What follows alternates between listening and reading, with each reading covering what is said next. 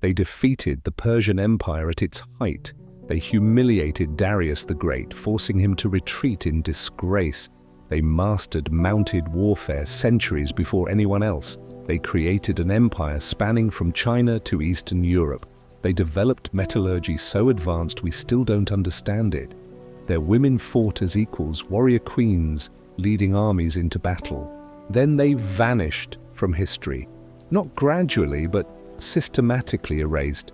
Their cities are buried. Their achievements are attributed to others. Their very existence is questioned by scholars who should know better. The Scythians weren't primitive nomads wandering the steppes.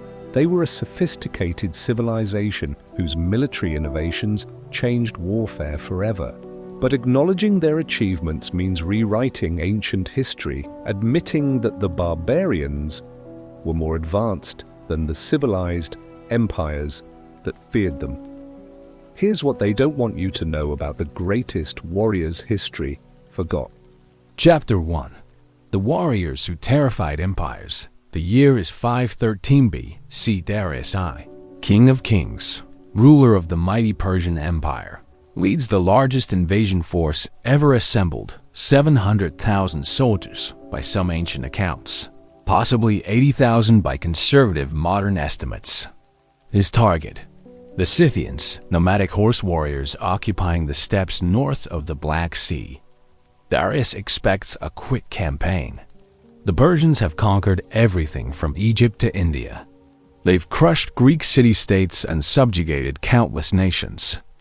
These steppe nomads should be easy prey, disorganized tribes without cities, without walls, without the sophisticated military structures that define civilized warfare.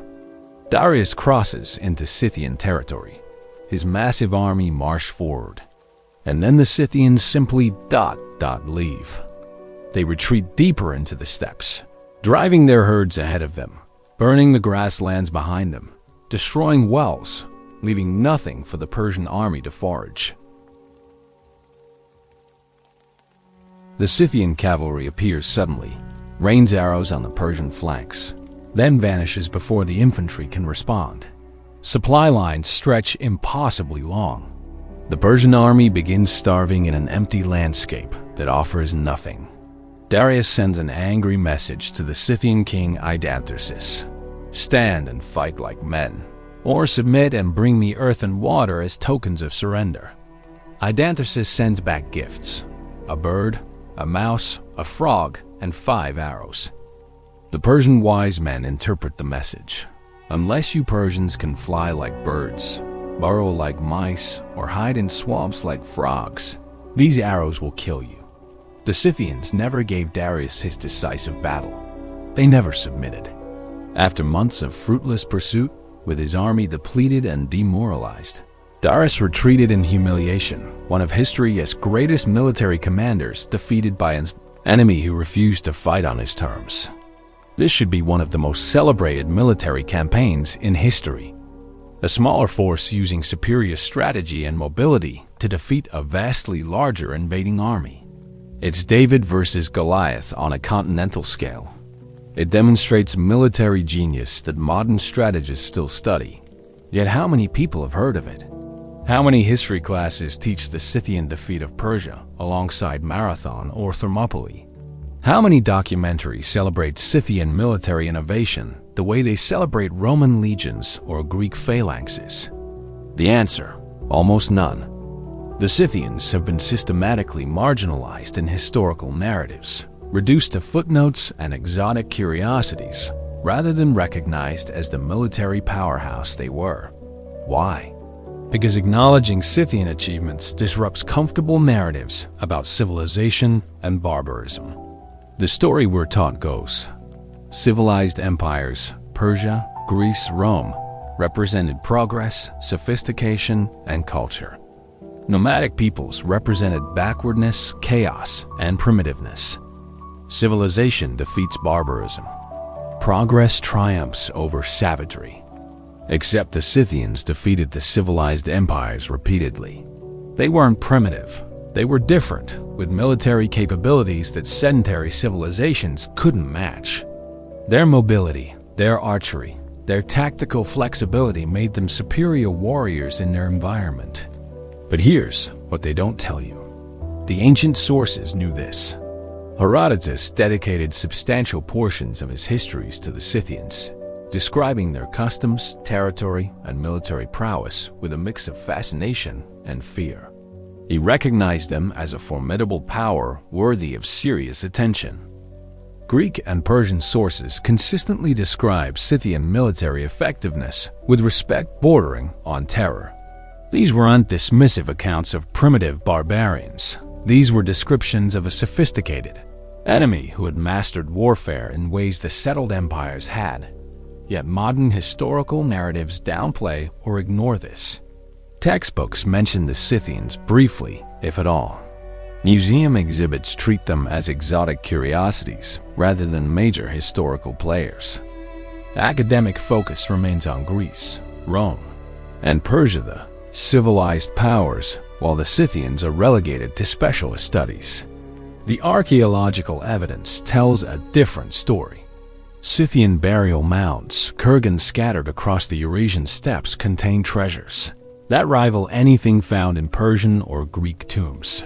Gold artwork of extraordinary sophistication, weapons of advanced metallurgy, evidence of long-distance trade networks connecting China to Europe. The Pazyryk burials in Siberia, frozen in permafrost, preserved Scythian materials that normally don't survive. Textiles, leather, wood, even tattooed skin. What emerged was evidence of a highly sophisticated culture with advanced craftsmanship, complex social structures, and artistic traditions as refined as any civilized empire. But these discoveries don't make headlines the way Egyptian or Greek finds do. They're published in specialized journals and discussed in academic circles, but rarely penetrate popular consciousness. Why? Partly it's because the Scythians left no cities. Urban archaeology drives public interest. Excavating temples, palaces, and city walls creates dramatic visuals and clear narratives. Burial mounds in remote steppes lack the same appeal. But it's also ideological. Acknowledging that nomadic peoples could be as sophisticated as settled civilizations challenges fundamental assumptions about progress and development. We want civilization to be a linear march from primitive to advanced, from nomadic to urban, from barbarism to culture. The Scythians prove this model is wrong. They were contemporary with classical Greece and Persia, yet they chose mobility over cities, herding over agriculture, and cavalry over infantry. And they were militarily superior to their more civilized neighbors. This is uncomfortable. It suggests that different civilizational paths can be equally valid. It implies that urban civilization isn't necessarily more advanced than nomadic civilization, just different, with different strengths and weaknesses. Modern military historians quietly acknowledge Scythian innovations. The composite bow, the devastating weapon that gave steppe warriors superiority over foot soldiers, was a Scythian mastery. Mounted archery tactics that would later be used by Huns, Mongols, and Turks were pioneered by Scythians. The concept of strategic retreat, trading space for time while wearing down an enemy, was Scythian doctrine centuries before it was formalized in military theory. Every major mounted warrior culture that followed Sarmatians, Huns, Avars, Magyars, Mongols, owed a debt to Scythian military traditions. The horse warrior archetype that dominated Eurasian warfare for over a millennium began with the Scythians. Yet when we teach military history, we focus on hoplites, legions, and phalanxes infantry formations from settled civilizations. The cavalry revolution that actually dominated warfare across the largest landmass on Earth gets treated as a sideshow. The Scythians also pioneered psychological warfare. Their reputation alone was a weapon. Greek mothers threatened misbehaving children with Scythian raids. Persian generals spoke of them with dread. Their willingness to scorch their own land to deny invaders resources demonstrated a commitment to terrified enemies. And they were everywhere. Scythian territory at its height spanned from Romania to Mongolia, a distance of over 6,000 kilometers. They controlled or influenced the steppes for nearly a millennium, from roughly 800 BC to 300 AD. This is an empire in all but name, lacking only the centralized administration that defines traditional empires. But because they didn't build capitals or bureaucracies, because they didn't leave written histories, because they organized differently than settled civilizations, they're not treated as a major power in ancient history courses. The information suppression goes deeper. Many Scythian sites remain unexcavated. Kurgans dot the landscape across Central Asia and Eastern Europe, but archaeological resources focus elsewhere. The few major excavations that have occurred revealed stunning finds, suggesting that thousands more burial mounds contain similar treasures and information. Why aren't these sites prioritized? Partly funding archaeology is expensive and remote steppe sites are difficult to access, but partly it's academic bias. Research money flows toward projects that reinforce existing narratives and attract public interest. Greek temples get funding. Roman villas get funding. Scythian burial mounds compete for scraps. The result? A massive gap in our understanding of ancient history. A civilization that terrified empires, pioneered military innovations still used today, and controlled vast territories for centuries, remains understudied and underappreciated. What happened next defies official explanation. Chapter 2. The Warrior Women. In 1993, archaeologists excavating a Scythian burial mound near Pokrovka, Russia, made a discovery that should have revolutionized our understanding of ancient warfare. The tomb contained a warrior buried with full military honors: bow, arrows, sword, armor, and a horse sacrifice. Standard Scythian elite burial. Except skeletal analysis revealed the warrior was a woman. Not just any woman, a battle-scarred veteran. Her bones showed healed combat injuries. Her leg bones were bowed from a lifetime of horseback riding. She died around age 20-25, and she'd been buried with the same honors as male warriors. This wasn't an isolated case. Further excavations revealed that approximately 20-25% of Scythian warrior burials contained women. Young women buried with weapons, showing signs of combat trauma and horseback riding. Not priestesses, not symbolic burials, actual warriors who lived, fought, and died in battle. The Amazon myth suddenly wasn't mythology. Herodotus wrote about Scythian women fighting alongside men. Greek sources described encounters with female warriors. Classical authors placed the Amazons specifically in Scythian territory. For centuries, scholars dismissed these accounts as Greek fantasy, patriarchal societies projecting their fears onto exotic barbarians. But the archaeological evidence is undeniable. Scythian women were warriors, in significant numbers, with combat experience, treated as equals in death. The academic response has been carefully muted. The findings are acknowledged but downplayed. Papers get published in specialized journals, a few documentaries mention it, but you won't find Scythian warrior women featured prominently in general histories of warfare or women's studies courses. Why? Because accepting that ancient women fought as equals in a major military power challenges fundamental assumptions about gender roles in ancient societies. We're taught that patriarchy is ancient and universal, that women's exclusion from warfare is a historical constant, that gender equality is a modern innovation. The Scythians prove this is wrong. At least one major ancient civilization integrated women into their military structure not as exceptions but as a standard practice.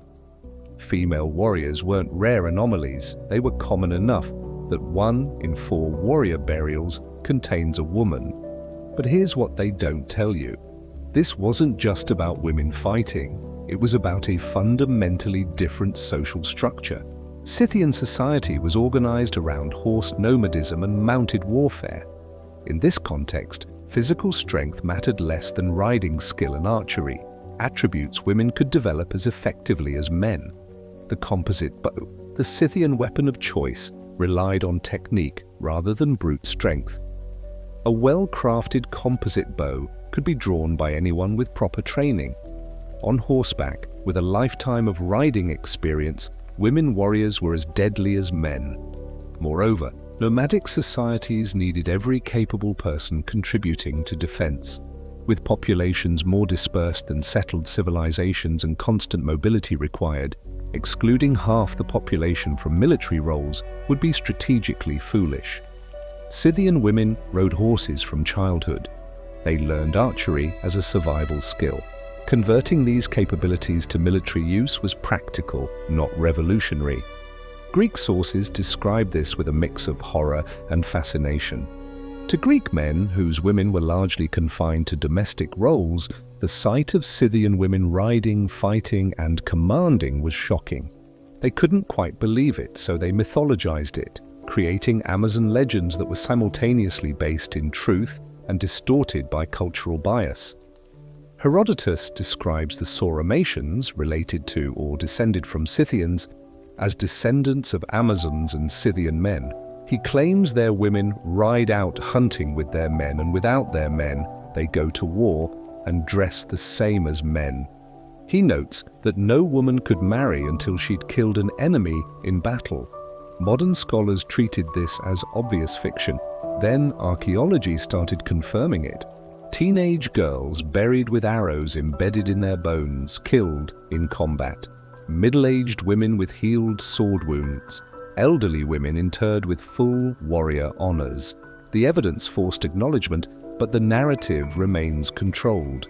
You'll find warrior women mentioned as interesting anomalies, not as fundamental challenges to our understanding of ancient gender roles and military organization.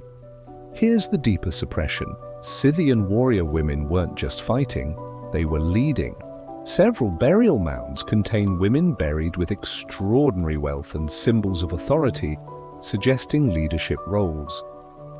These weren't just warriors, these were commanders, possibly tribal leaders or military chiefs. The most famous example is the Golden Warrior burial from Kazakhstan, initially assumed to be a young prince. Skeletal analysis revealed she was female, approximately 18 years old, buried in armor covered with over 4,000 gold ornaments. This was symbolic burial. This was a leader who died young and was honored with one of the richest burials ever discovered in the region.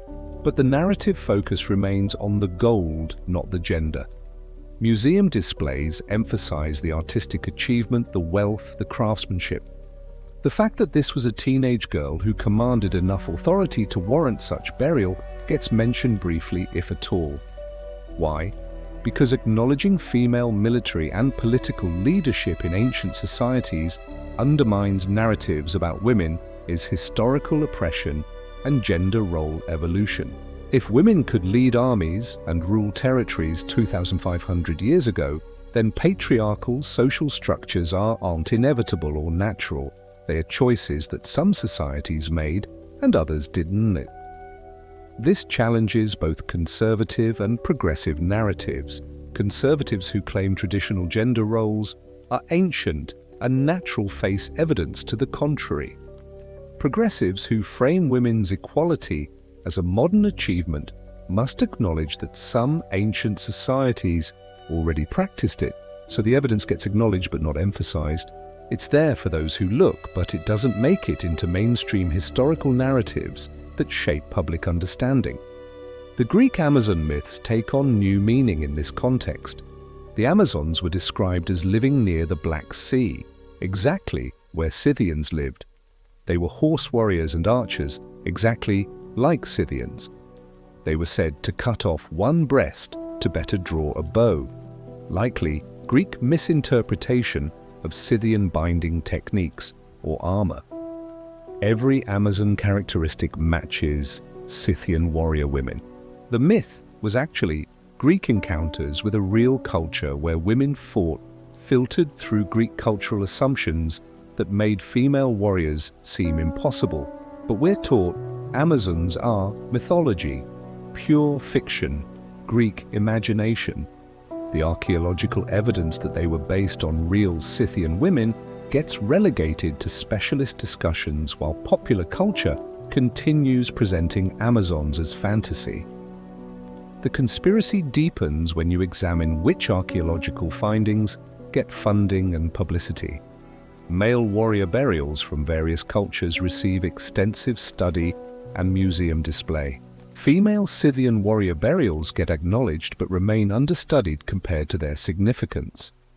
DNA analysis that could reveal family structures, hereditary patterns, and social organization of Scythian warrior women is possible but rarely funded. We could answer fundamental questions about how these societies organized gender roles, military training, and social authority, but the research doesn't get prioritized. Why? Because answers might be uncomfortable. They might reveal that ancient societies had more diverse gender structures than we've assumed. They might prove that patriarchy isn't a historical constant, but one organizational option among many. The Scythian warrior women also challenge military history narratives. Standard military history focuses on male warriors, male generals, male innovations. Including significant numbers of female warriors requires rewriting those narratives. It means acknowledging that the military innovations we attribute to Scythian warriors, mounted archery tactics, strategic mobility, composite bow mastery, were developed by forces that included women. The cavalry revolution that changed warfare wasn't purely male, it was gender integrated from the beginning. Modern military organizations that exclude or limit women's combat roles can point to historical precedent as justification if ancient Scythian armies integrated women successfully. This has contemporary political implications that make the historical evidence inconvenient. So the evidence exists, it's acknowledged in specialized literature, but it doesn't penetrate mainstream consciousness. Scythian warrior women remain exotic curiosities rather than fundamental challenges to our understanding of ancient warfare and gender roles. Tomb after tomb reveals women buried as warriors. Yet popular imagination still sees ancient warfare as exclusively male. The disconnect between evidence and narrative is striking, and it raises troubling questions. What else does archaeology reveal that doesn't fit comfortable narratives? How much evidence is acknowledged but not emphasized? How often do we let contemporary biases determine which historical facts get highlighted and which get buried in specialist journals? The Scythian warrior women are there in the archaeological record, waiting to revolutionize our understanding of ancient societies. The question is whether we have the courage to let them. Behind this silence lies a darker truth. Chapter 3. The Gold Empire. The Scythian gold artifacts housed in museums worldwide represent some of the finest metalwork ever discovered from the ancient world. Intricate animal figures, elaborate jewelry, ceremonial armor covered in thousands of tiny gold pieces. The craftsmanship rivals anything produced in Greece, Persia, or Egypt. But it's not just beautiful, it's technically impossible according to our understanding of ancient metallurgy. In 2001, researchers analyzing Scythian gold artifacts from the 4th century BC made a disturbing discovery. The gold contained platinum group metal inclusions in concentrations and distributions that shouldn't exist using ancient refining techniques. Platinum melts at 1,168 degrees Celsius, temperatures that ancient furnaces supposedly couldn't reach. Yet there it was, platinum-enriched gold in complex alloys that enhanced the metal's properties, making it harder, more lustrous, and more durable than pure gold. The Scythians were creating advanced alloys centuries before the scientific knowledge to do so supposedly existed. The academic response: carefully worded papers suggesting unclear mechanisms and unknown techniques. That avoid stating the obvious: we don't know how they did this, we can't replicate it with ancient technology, and acknowledging this challenges assumptions about ancient capabilities. The Scythian goldwork shows other impossible features. Granulation, the technique of applying tiny gold spheres to create decorative patterns, requires precise temperature control and metallurgical knowledge we attribute to much later periods. The Scythians were producing granulation work as fine as anything from Renaissance Europe, but 2,000 years earlier. Wire drawing, pulling gold through progressively smaller holes to create thin wire, requires draw plates and techniques that supposedly weren't developed until the medieval period. Yet Scythian jewelry contains gold wire so fine it requires magnification to see individual strands. Chemical analysis reveals even more anomalies. The gold compositions show evidence of selective purification techniques that removed specific impurities while retaining desired trace elements. This requires understanding of metallurgy that goes beyond practical experience. It requires theoretical knowledge of how metals behave at the chemical level. How did they acquire this knowledge? The standard explanation: trial and error over generations. Practical experience that developed sophisticated techniques without theoretical understanding. But this doesn't explain the precision. Trial and error might eventually produce good results, but Scythian metalwork shows consistency across different workshops, different time periods, and vast geographic distances. This suggests shared knowledge, standardized techniques, and theoretical understanding being transmitted systematically. Where did this knowledge come from? Who taught the Scythians these advanced metallurgical techniques? And why don't we see a developmental sequence? Crude early work progressing to sophisticated later work. Instead, Scythian metalwork appears fully formed, with the earliest examples being as sophisticated as later ones. This pattern suggests knowledge transmission from an earlier source. Either the Scythians inherited metallurgical techniques from a predecessor culture, or they had contact with a civilization that possessed this knowledge and shared it. But academic archaeology resists these conclusions. Accepting that ancient peoples possessed knowledge more advanced than their supposed technological level requires rewriting chronologies and acknowledging that our developmental models are incomplete. The Scythian gold artifacts contain another mystery: the subject matter. Many pieces depict scenes with extraordinary detail: animals in motion, hunting scenes, mythological figures, rendered with anatomical accuracy and dynamic composition that rivals classical Greek sculpture. But the artistic style isn't Greek, it's distinctly Scythian, flowing, organic forms that emphasize movement and vitality over the static poses common in Mediterranean art. This is an independent artistic tradition of equivalent sophistication to Greek or Persian art.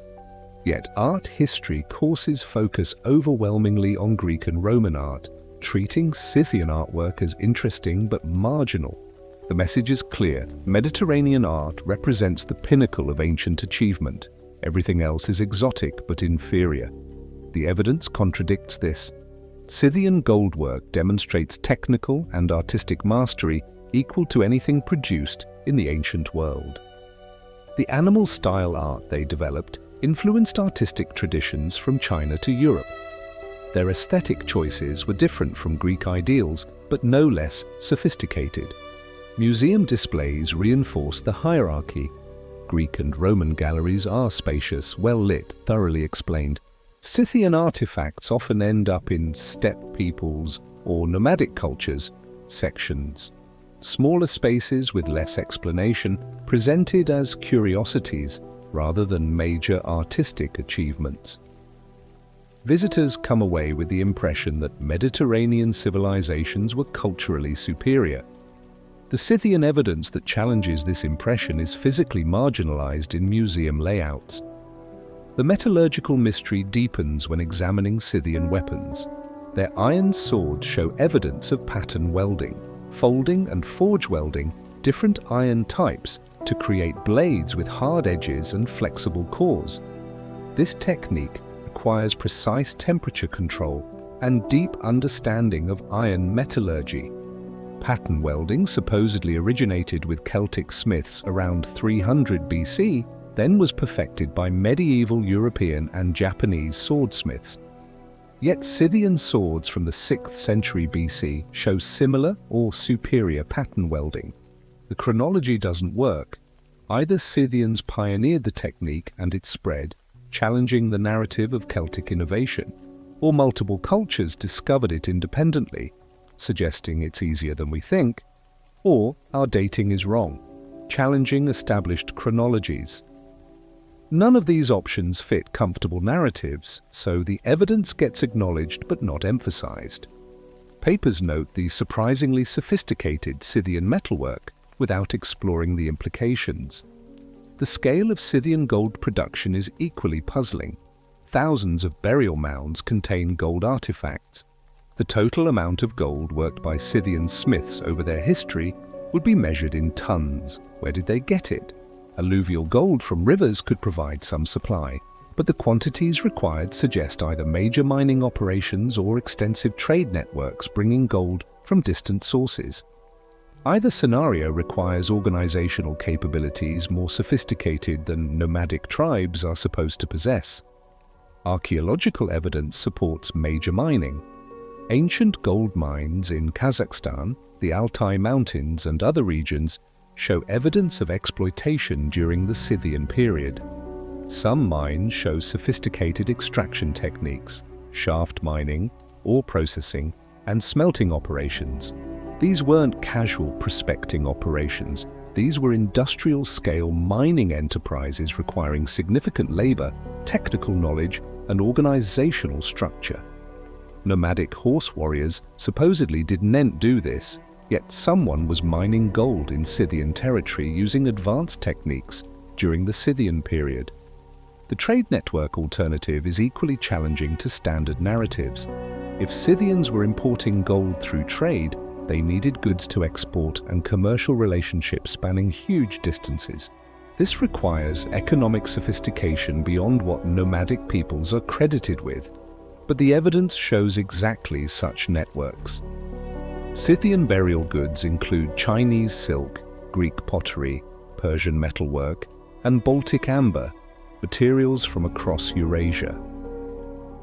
They weren't isolated nomads, they were central nodes in continental trade networks. Controlling the steppes meant controlling trade routes between east and west. The Scythians weren't just warriors, they were merchants, middlemen, and toll collectors on the ancient Silk Road. Their wealth came from both raiding and trade. This economic reality gets downplayed in historical narratives. We want ancient economies to be simple, agricultural empires producing and trading goods, with nomadic raiders occasionally disrupting commerce. The idea that the nomads themselves were sophisticated economic actors controlling vital trade routes complicates the story. Yet Scythian gold provides undeniable evidence. The artifacts combine materials from across Eurasia, crafted with techniques that require advanced knowledge in quantities that demand industrial-scale production. This isn't primitive nomadism, this is a sophisticated civilization organized differently than settled empires, but equally capable. The suppression of this reality serves ideological purposes. Acknowledging Scythian economic and technical sophistication means acknowledging that civilization can take multiple forms. It means admitting that nomadic organization isn't inherently inferior to urban organization, just different with different advantages. Modern nationalism also plays a role. Scythian territory spanned multiple modern nations: Russia, Ukraine, Kazakhstan, Mongolia, and others. Each country wants to claim Scythian heritage, leading to competing narratives and politicized archaeology. Russian scholarship emphasizes Scythian connections to Slavic peoples. Ukrainian researchers claim Scythians as Proto-Ukrainian. Kazakhstani archaeologists present them as Turkic ancestors. Each interpretation serves contemporary nation-building but obscures the historical reality of a multi-ethnic, far-flung cultural sphere. Chapter 4. The Frozen Time. Capsules. In 1947, Russian archaeologist Sergei Rudenko began excavating burial mounds in the Altai Mountains of Siberia. The kurgans were located in a region where permafrost could form in burial chambers, and Rudenko suspected that freezing might have preserved materials that normally decompose. What he found exceeded all expectations. The Pazyryk burials, as they became known, contained Scythian remains frozen for over 2,400 years. Not just bones and metal, everything: textiles, leather, wood, felt, skin, even tattoos perfectly preserved on mummified bodies. For the first time, archaeologists could see what Scythians actually looked like, how they dressed, what they ate, how they decorated their bodies. The frozen burials provided a window into ancient life with unprecedented detail. And what that window revealed challenged every assumption about nomadic barbarians. The textiles recovered from Pazyryk were extraordinary. Wool felt wall hangings depicting complex scenes in multiple colors, silk fabrics imported from China, some embroidered with elaborate designs, woven carpets with pile weaving techniques that wouldn't appear in Europe for over 1,000 years. The oldest surviving pile carpet in the world, the Pazyryk carpet, was discovered in these frozen tombs. Dated to the 5th century BC, it shows sophisticated weaving with 360,000 knots per square meter. The design includes horsemen, deer, and geometric patterns executed with technical precision that rivals modern handmade carpets. This isn't primitive craftwork. This is artistic and technical mastery requiring generations of development. The Scythians possessed weaving traditions as advanced as any civilization in the ancient world. The clothing recovered showed similar sophistication. Leather boots with felt trim and decorative stitching, fur coats with elaborate applique designs, wool trousers tailored for horseback riding, felt hats with ear flaps for cold weather protection. These weren't crude hides roughly sewn together. These were carefully tailored garments showing understanding of pattern making, material properties, and functional design for mobile steppe life. The clothing was both practical and artistic, designed for harsh climates and constant riding while maintaining aesthetic appeal. But here's what they don't tell you: the designs incorporated influences from across Eurasia. Chinese motifs appeared alongside Persian patterns, Greek artistic elements mixed with distinctly nomadic themes. The Scythians weren't isolated, they were cosmopolitan, absorbing and adapting styles from every culture they encountered.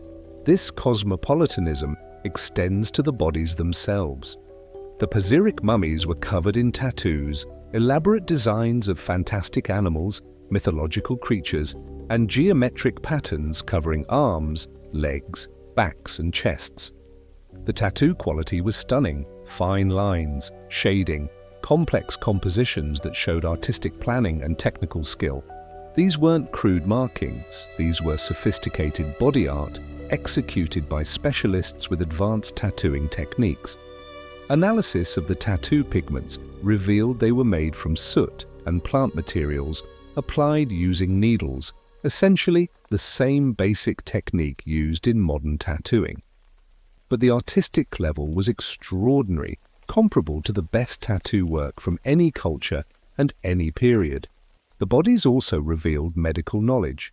Several showed evidence of surgical procedures, trepanation, skull drilling, amputations, and wound treatment. The procedures were done with surprising skill, and several individuals survived them long enough for bone healing to occur. This proves Scythian medical practitioners possessed surgical capabilities, anatomical knowledge, and techniques for patient survival. They weren't relying on shamanic healing alone, they were performing actual surgery with success rates suggesting considerable expertise. The burial goods included medical instruments, bronze, surgical tools, herbal preparations, and materials for treating wounds. The Scythians had practical medicine based on accumulated knowledge and effective techniques. But mainstream medical history focuses on Greek and Roman medicine, treating other traditions as primitive superstition. Acknowledging that Scythian doctors were performing successful surgeries contemporary with Hippocrates, challenges the narrative of Mediterranean medical superiority. The frozen burials revealed another secret: drug use. Chemical analysis of residues in vessels and burned materials identified cannabis and opium. The Scythians were using psychoactive substances in ceremonial contexts, possibly for shamanic rituals or medical purposes. Herodotus described Scythian steam bath rituals where they threw hemp seeds on hot stones and inhaled the smoke. Modern scholars dismissed this as exaggeration or misunderstanding. Then the Paziric burials yielded actual evidence: tents with bronze braziers, stones, and cannabis seeds, exactly what Herodotus described. The ancient Greek historian was right. The Scythians were using cannabis in ritual contexts 2,400 years ago, but admitting that Herodotus was accurate in his exotic descriptions of Scythian customs means admitting that other details he recorded about their military prowess, their social structures, their vast territory might also be accurate. Academic scholarship has selectively trusted Herodotus, believing him when describing Greeks but dismissing him as sensationalist when describing others. The archaeological evidence keeps proving he was more reliable than given credit for. The food remains from Paziric showed sophisticated diet. Preserved meat, dairy products and millet indicated a mixed diet of herding and limited agriculture. Chemical analysis of stomach contents and food residues revealed they consumed a variety of foods, maintained complex preservation techniques, and practiced culinary traditions involving spices and preparation methods. This contradicts the simple nomad diet stereotype. The Scythians were gourmets in their own way, with developed food cultures and preparation techniques that made mobile life comfortable rather than merely subsistence level. The wooden objects recovered were equally revealing: carved furniture with intricate designs, wagon wheels showing sophisticated carpentry, musical instruments including what appears to be an early form of the harp, wooden vessels with decorative elements. Working wood to this standard requires specialized tools, knowledge of wood properties, and developed woodworking traditions. The Scythians were master carpenters, creating functional and beautiful objects despite their mobile lifestyle. The horse burials at Paziric provided the most detailed information about Scythian horse culture ever discovered. Complete horses with all their tack, saddles, bridles, decorative harnesses. The preservation was so good that archaeologists could see exactly how Scythians equipped their horses. The saddles were sophisticated: felt padding, leather construction, wooden frames. They provided stability for mounted archery without stirrups, which wouldn't be invented for several more centuries. This required exceptional riding skill and saddle design that distributed the rider's weight effectively. The bridles showed advanced control mechanisms. Decorative elements included elaborate bit designs, forehead ornaments, and harness fittings made from precious materials.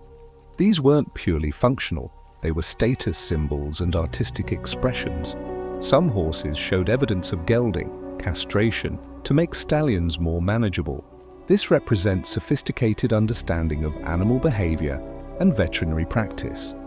The Scythians were managing their horse herds with techniques that require accumulated knowledge and practical expertise. The horse decorations included felt masks, making the horses appear as fantastic creatures: deer, griffins, and other mythological animals. This was psychological warfare. Imagine facing cavalry where the horses themselves looked like monsters. The psychological impact would be tremendous, but it also represents artistic creativity and sophisticated understanding of psychological manipulation in warfare. The Scythians weren't just fighting, they were performing, creating spectacles designed to terrify enemies before the first arrow flew. The Paziric discoveries revolutionized Scythian studies when first published, but the impact was limited to specialists. Popular understanding of Scythians remained unchanged. They were still nomadic barbarians in textbooks and documentaries. Why? Because integrating Paziric evidence into mainstream narratives requires fundamentally rethinking what civilization means. The Scythians had sophisticated arts, advanced technologies, complex social structures, and cultural achievements rivaling settled empires, yet they remained mobile, rejected agriculture, and organized in ways that don't fit urban civilization models. Accepting this means accepting that civilization isn't synonymous with cities, writing, and agriculture. It means acknowledging that nomadic organization can support sophisticated culture. It means rewriting the developmental models that underpin how we teach history. Academic institutions have been reluctant to do this. It's easier to treat Pazyryk as fascinating anomalies rather than fundamental challenges to established theories. The evidence is acknowledged but not integrated into broader historical narratives. Modern excavations continue finding frozen Scythian burials in the Altai region. Each discovery reveals more sophisticated artifacts, more evidence of complex culture, more challenges to primitive nomad stereotypes. Yet media coverage remains minimal compared to discoveries from Mediterranean civilizations. A frozen Scythian princess discovered in 1993, the Ice Maiden of Ukok, wore silk clothing, had elaborate tattoos, and was buried with 6 horses and a symbolic meal for the afterlife. The discovery made some news, but nothing like the media frenzy that greets Egyptian tomb discoveries. Why the disparity? Partly it's familiarity. People know about Egypt, but not Scythians. But it's also about which narratives get institutional support. Museums, universities, and media organizations have invested heavily in Mediterranean and Near Eastern civilizations. Scythian studies remain peripheral. The frozen burials provide evidence that should force historical reassessment. But reassessment means admitting previous narratives were incomplete or wrong. It means acknowledging that generations of historians overlooked or minimized a major ancient civilization. Academic institutions resist this kind of fundamental revision. It's professionally easier to add footnotes than rewrite chapters. The evidence points to something they never wanted revealed. Chapter 5. The Military Revolution. Every military innovation the Scythians pioneered was later adopted by other cultures and credited to them. Mounted archery, attributed to later steppe peoples like Huns and Mongols. Composite bow technology, credited to various cultures.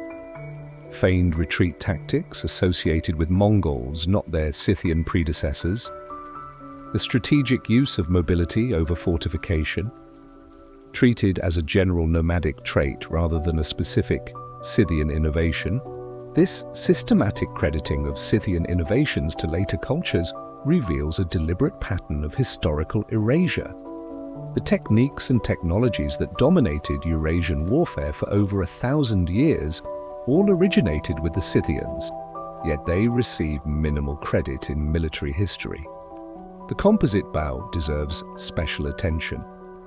This weapon revolutionized warfare by allowing foot soldiers and cavalry to shoot arrows with devastating power from horseback. The composite bow combined wood, sinew, and horn in a laminated structure that stored far more energy than simple wooden bows. Creating effective composite bows required sophisticated understanding of material properties, adhesives, and construction techniques. The process took months or years, requiring specialist craftsmen with accumulated knowledge. This wasn't something discovered by accident, it was engineered. The Scythians perfected composite bow technology by the 7th century BC, possibly earlier. Their bows could shoot arrows over 200 meters effectively, penetrating armor at closer ranges. Combined with mounted archery skills developed from childhood, Scythian cavalry could deliver devastating firepower while maintaining mobility. Infantry forces couldn't compete. By the time foot soldiers closed to spear or sword range, they'd been subjected to multiple volleys of arrows from cavalry that could retreat faster than infantry could pursue. The tactical advantage was overwhelming. This is why Darius failed against the Scythians. His infantry-heavy Persian army couldn't bring the Scythian cavalry to decisive battle. The few times Persian cavalry engaged, They faced opponents with superior riding skills, better bows, and generations of tactical experience. Yet military history courses focus on Greek hoplites and Roman legions, infantry formations that were actually inferior to mounted archers in most tactical situations. Why? Because Greece and Rome left written records, architectural remains, and narratives that fit Western civilization's origin stories. The Scythian military system, which was arguably more effective and certainly more influential on later warfare, gets relegated to specialized studies or brief mentions. Students learn about the phalanx, but not about the mounted archer tactics that the phalanx couldn't defeat. The feigned retreat tactic, Scythian cavalry pretending to flee, drawing pursuers into ambushes or unfavorable terrain, was used so effectively by later steppe peoples that Genghis Khan's armies made it famous, but Scythians were using it 1,000 years before Genghis Khan was born. Herodotus describes Scythian tactics in detail: harassment, withdrawal, scorched earth, ambushes, and refusal to engage in set-piece battles when disadvantageous. These aren't primitive tactics, these are sophisticated strategic concepts requiring discipline, coordination, and communication across dispersed forces. Implementing feigned retreats requires soldiers who can distinguish real from fake orders to withdraw. It requires leaders who can coordinate complex maneuvers across cavalry units spread over vast distances. It requires trust that retreating units won't actually break and flee. This level of military sophistication suggests formal training, established tactical doctrines, and professional military traditions. The Scythians weren't a mob of raiders, they were a professional military force with developed strategic and tactical concepts. But acknowledging this means acknowledging that barbarian armies could be more sophisticated than civilized armies. It challenges the civilized versus barbarian dichotomy that underpins much historical narrative. The Scythian impact on later warfare is undeniable but rarely credited. The Sarmatians, who replaced Scythians in the western steppes, used similar tactics. The Huns, arriving centuries later, employed the same mounted archer strategies. The Avars, Magyars, and eventually Mongols all used military systems that trace directly back to Scythian innovations. The mounted archer dominance of Eurasian warfare from roughly 600 BC to 1500 AD, nearly 2,000 years, began with the Scythians. Yet their footnotes, while later practitioners like the Mongols get extensive coverage. Why does Genghis Khan fascinate modern audiences while Scythian kings remain obscure? Both built steppe empires using similar tactics. Both terrified settled civilizations.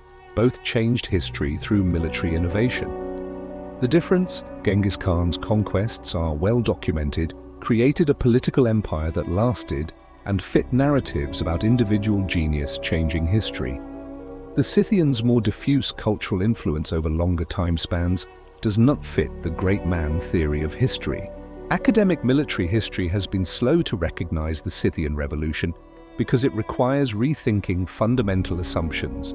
We're taught that military progress moved from infantry to combined arms to cavalry dominance. But actually, cavalry dominance began with Scythians, lasted for millennia, and only ended with gunpowder. The timeline is backward. Cavalry wasn't a late development, it was early, and infantry-focused Mediterranean warfare was the anomaly, not the norm. For most of history, across most of Eurasia, mounted warriors dominated. But European-focused military history teaches the anomaly as the norm. Greek hoplites and Roman legions get presented as the pinnacle of ancient warfare, when actually they were regional variations that worked in Mediterranean terrain but failed against steppe cavalry.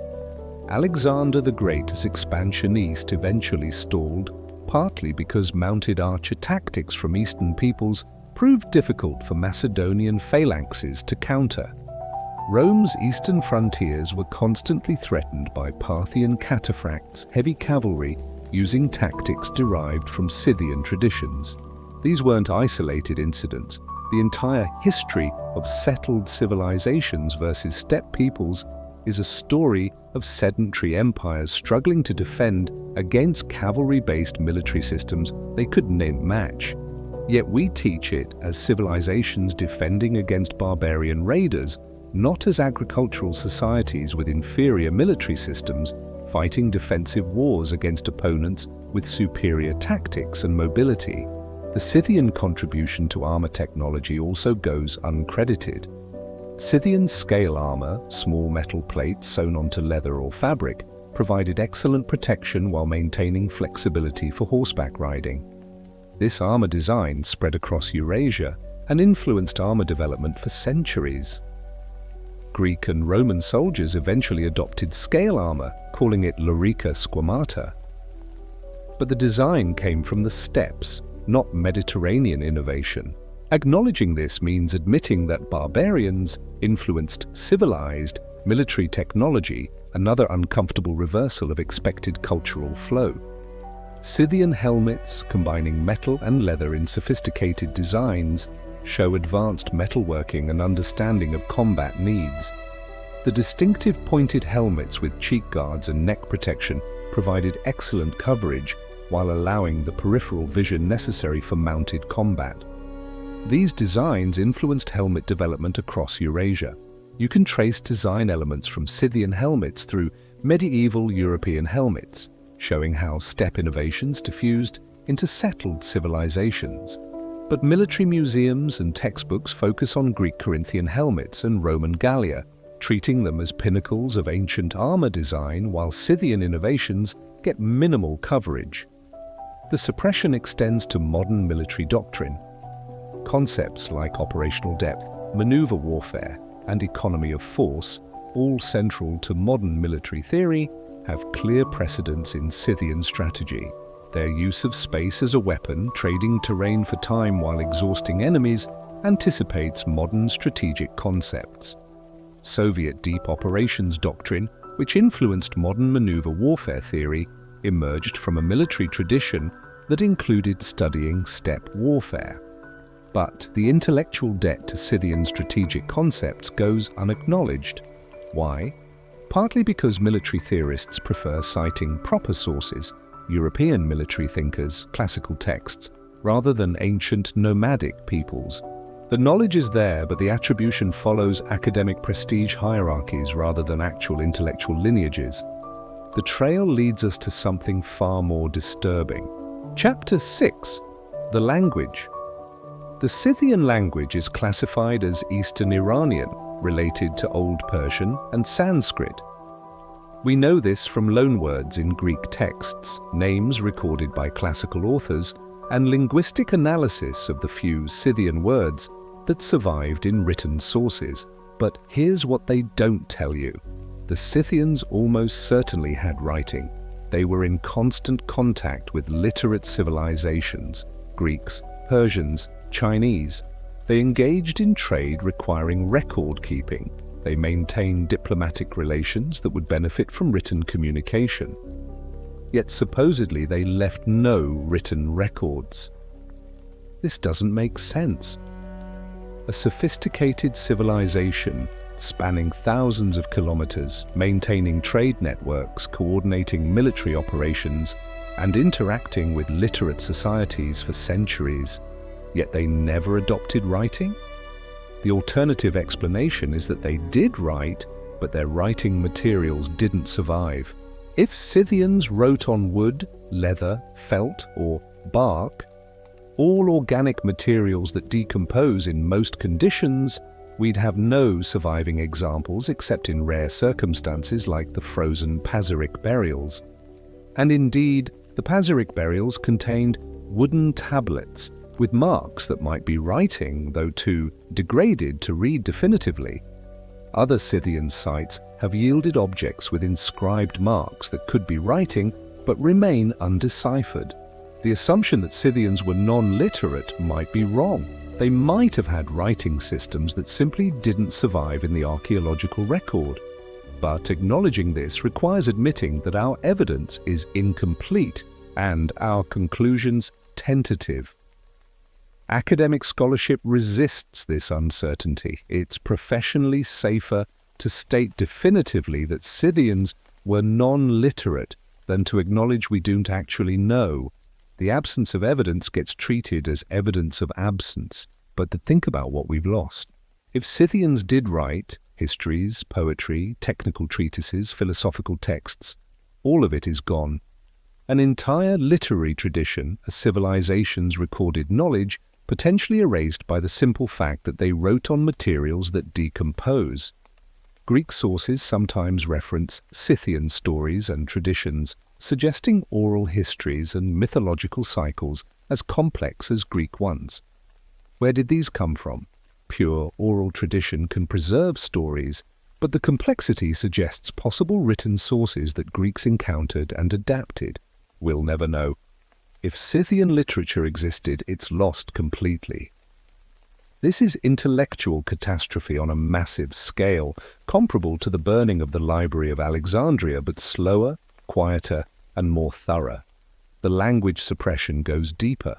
Scythian-related languages spread across the steppes, influencing subsequent peoples and languages. Elements of Scythian linguistic heritage survive in Ossetian, a language spoken in the Caucasus that's directly descended from ancient Scythian-related languages, but Ossetian is spoken by fewer than 1 million people and is endangered. If Ossetian disappears, the last living link to Scythian language will be gone.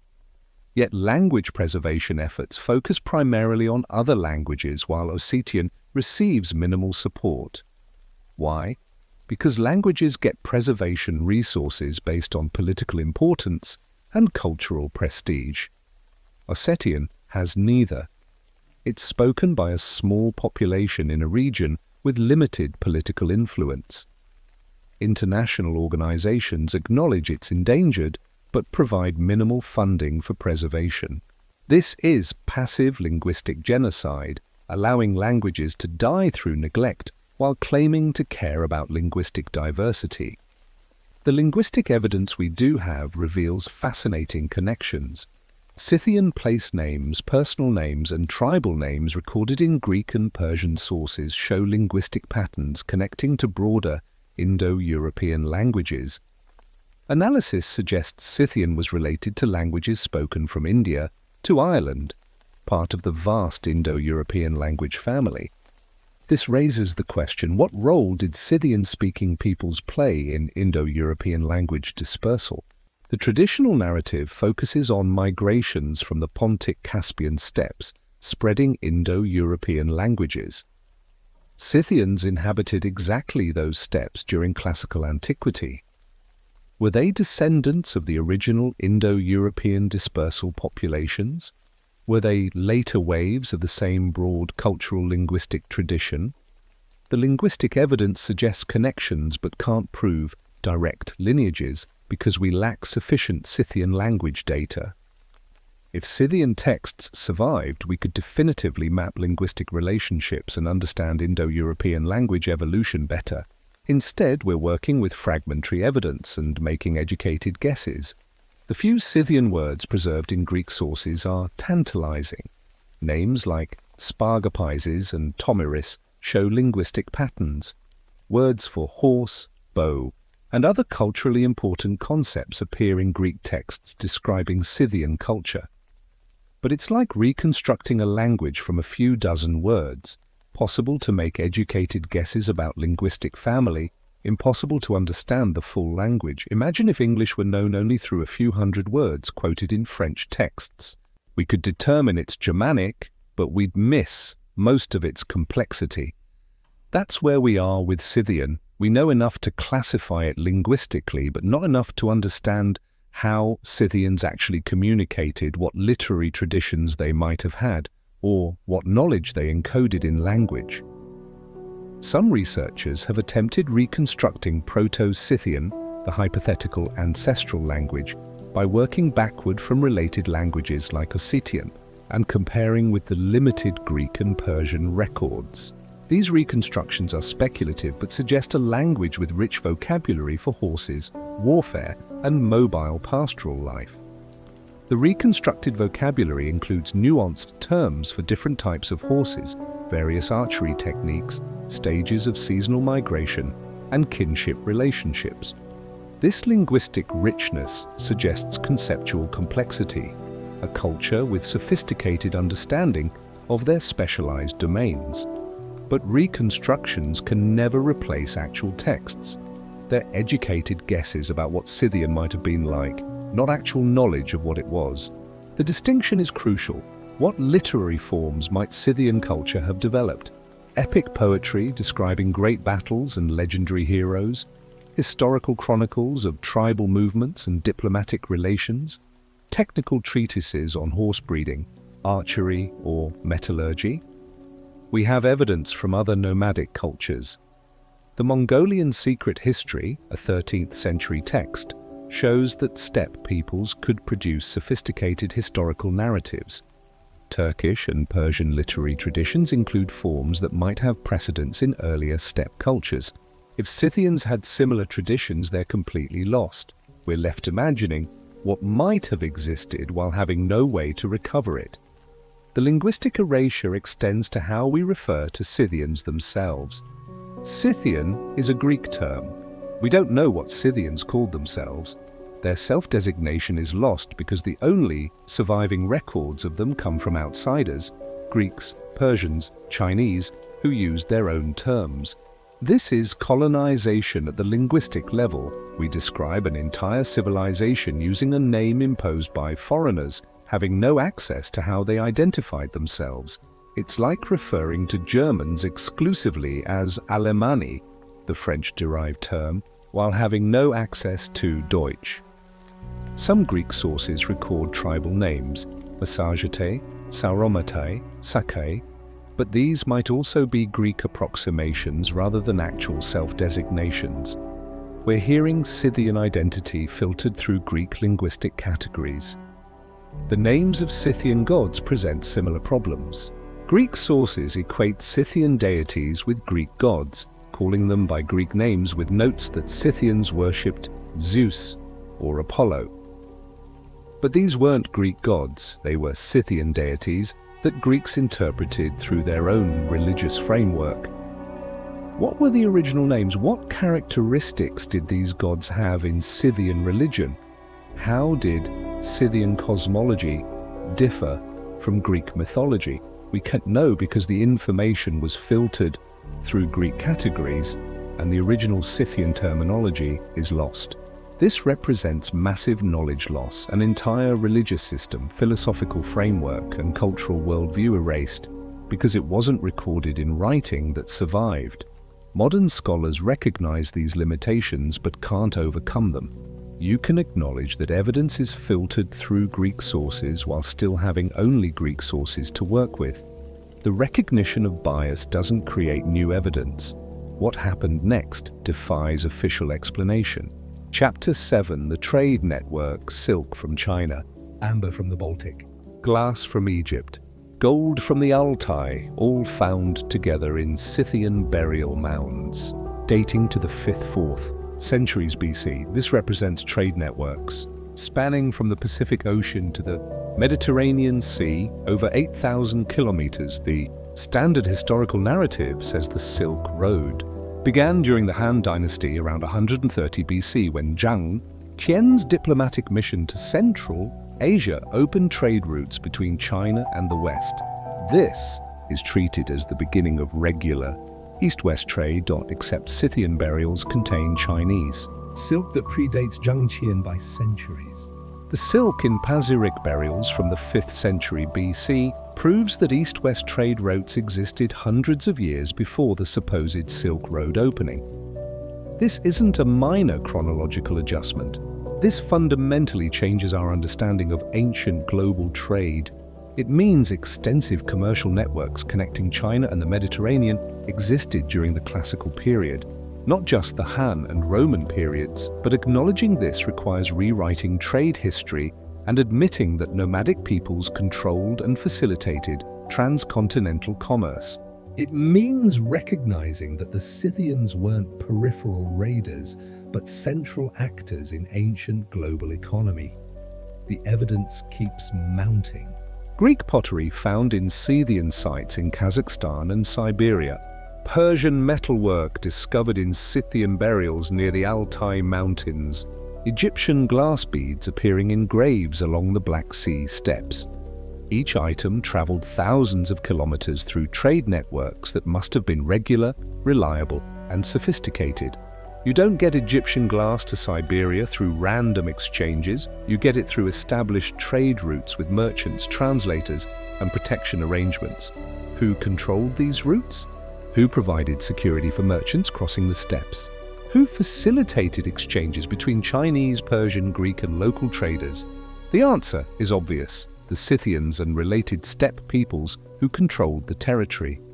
They weren't just allowing trade, they were active participants. Taxing merchants, providing escorts, operating trading posts, and probably engaging in commerce themselves. This represents economic sophistication far beyond primitive nomadism. But here's what they don't tell you. Controlling trade routes was probably more profitable than raiding. A merchant caravan traveling from China to Greece through Scythian territory would pay tolls, tariffs, or tribute for safe passage. If this happened regularly with multiple caravans, the income would be substantial and reliable. Raiding was profitable but risky and irregular. Trade taxation was safer, more predictable, and sustainable long-term. Sophisticated Scythian leaders would recognize this and organize their economy around controlling trade routes rather than just raiding. This economic model explains Scythian wealth. The massive quantities of gold, imported luxuries, and sophisticated goods in burial mounds don't come from simple raiding, they come from controlling trade for centuries. Yet economic histories of the ancient world barely mention Scythian commercial roles. Trade is discussed as if it happened through or despite steppe peoples, not because of their active participation and facilitation. The linguistic evidence supports extensive trade. Loanwords from various languages appear in Scythian-influenced regions. Greek merchants must have learned Scythian trade terminology. Scythian traders must have learned Greek, Chinese, and Persian terms for goods and commerce.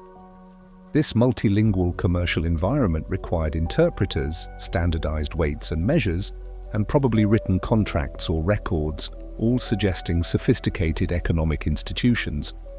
But we're told Scythians were non-literate nomads. How does a non-literate culture participate in complex international trade requiring records, contracts, and standardized practices? Either they weren't non-literate, or they developed alternative record-keeping systems we don't recognize. The alternative that all this trade happened through oral agreements and memory strains credibility when we're talking about transactions involving goods worth fortunes traveling thousands of kilometers.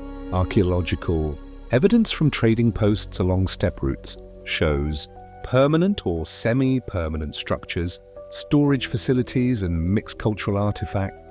These were commercial centers where merchants from different civilizations met, traded, and culturally mixed. Scythian elites would have visited or controlled these centers. They would have been exposed to goods, ideas, and technologies from across Eurasia. This cosmopolitan exposure explains the eclectic nature of Scythian culture, mixing artistic styles, adapting technologies, and incorporating foreign elements while maintaining distinct identity. But mainstream narratives present Scythians as isolated, inward-looking, and culturally static. The archaeological evidence shows the opposite, a dynamic culture constantly interacting with and adapting from other civilizations while maintaining core traditions. The genetic evidence we discussed earlier makes sense. In this commercial context, trade networks facilitate not just goods, but people. Merchants intermarry. Specialists relocate to where their skills are valued. This creates genetic mixing along trade routes. Scythian populations show genetic diversity consistent with being along major trade corridors. This isn't conquest-driven mixing, this is commercial cosmopolitanism, creating genetically diverse populations through peaceful interaction. The artistic evidence reinforces this. Scythian animal-style art shows influences from Chinese, Persian, and Greek artistic traditions while remaining distinctly Scythian. This is what happens when artists are exposed to foreign styles through trade, but adapt them to local aesthetics. Pure cultural isolation would produce static art. Conquest would produce imposed foreign styles. Trade produces eclectic fusion, exactly what we see in Scythian artifacts. The scale of trade is staggering when you map it. Chinese silk reaching the Black Sea requires crossing the Gobi Desert, multiple mountain ranges and thousands of kilometers of steppe. Baltic amber reaching Central Asia requires traversing the entire Eastern European plain. These journeys took months or years. Caravans required organization, supplies, protection, and knowledge of routes, water sources, and safe camping locations. This knowledge was valuable and carefully guarded. Scythians controlled the central section of these routes, the steppes connecting east and west. Anyone wanting to trade between China and the Mediterranean needed Scythian cooperation or faced Scythian raids. This gave Scythians enormous leverage. They could demand high tolls, confiscate goods, or block trade entirely. The fact that trade flowed suggests they chose to facilitate it, presumably because taxing trade was more profitable than disrupting it. Economic rationality suggests Scythian leadership understood that sustainable wealth came from managing trade, not just extracting one-time raid profits. This represents sophisticated economic thinking, prioritizing long-term revenue over short-term gains. But acknowledging this economic sophistication means acknowledging that Scythians weren't savage raiders, but rational economic actors making strategic decisions about wealth generation. It means treating them as peers to civilized empires in economic and political sophistication. Academic resistance to this recognition reveals bias. We want ancient economic sophistication to correlate with urban civilization, writing, and state bureaucracy.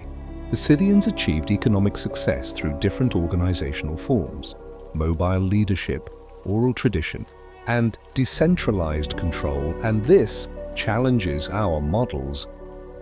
The commercial relationships Scythians maintained required diplomacy, negotiating trade agreements, resolving disputes, and maintaining relationships with Greek colonies, Persian satraps, and Chinese officials demanded diplomatic skills and institutional memory.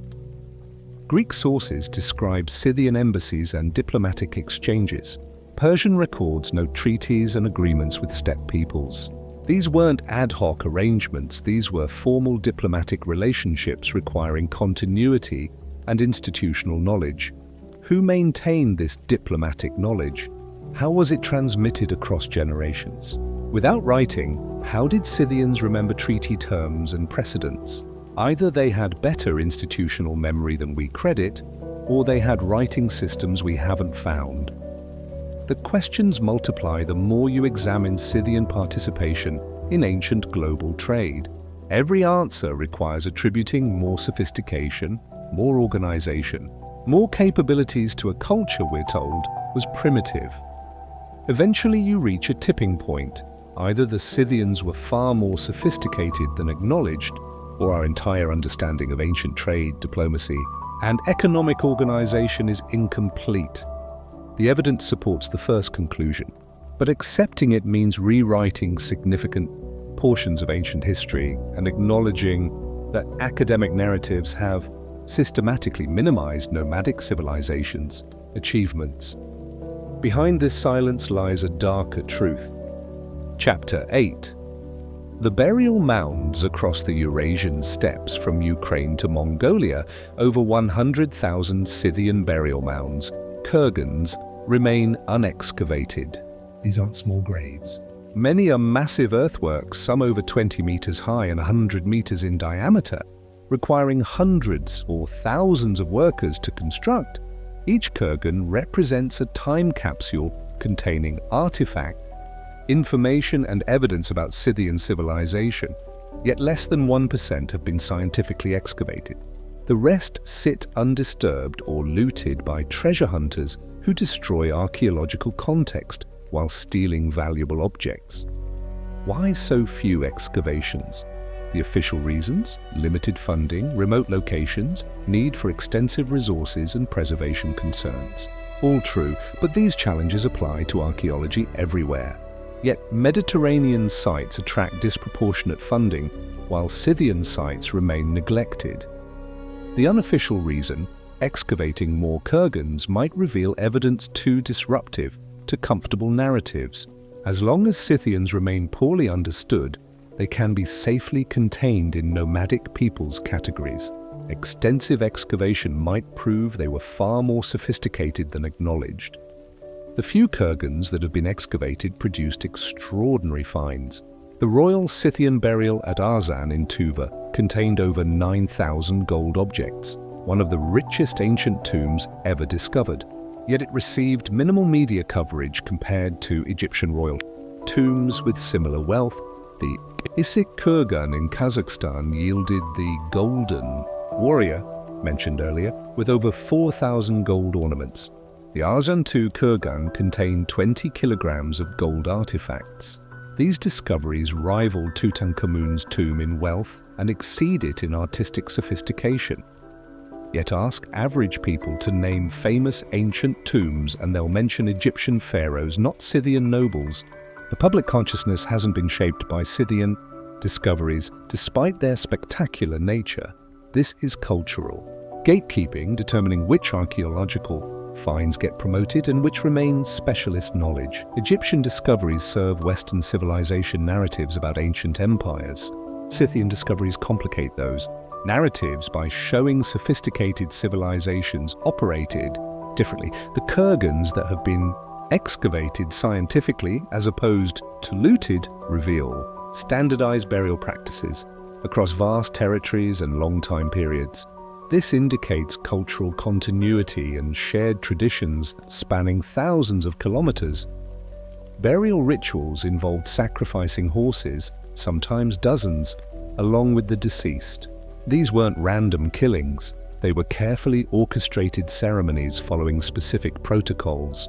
The horses were arranged in particular patterns, killed in consistent ways, and buried with elaborate tack. This standardization across Scythian territory suggests either centralized religious authority or deeply embedded cultural traditions transmitted accurately across generations. Either scenario requires sophisticated institutional frameworks. The human remains in excavated kurgans tell stories of lives lived in harsh conditions. Skeletal analysis shows injuries from riding, combat wounds, and evidence of hard physical labor. But it also shows sophisticated medical treatment, healed fractures set properly, trepanation survivors, and individuals living years after major injuries with care. This medical sophistication contradicts primitive barbarian stereotypes. The Scythians were caring for injured individuals, performing surgery, and maintaining wounded warriors rather than abandoning them, all indicators of social sophistication and medical knowledge. The kurgans also contain unexpected finds that challenge Scythian chronology. Some burial mounds in Ukraine and Kazakhstan have yielded artifacts dating to before the traditionally accepted Scythian period. Either the Scythian chronology is wrong, or the culture emerged earlier than acknowledged. Dating controversies around Scythian sites rarely get prominent coverage.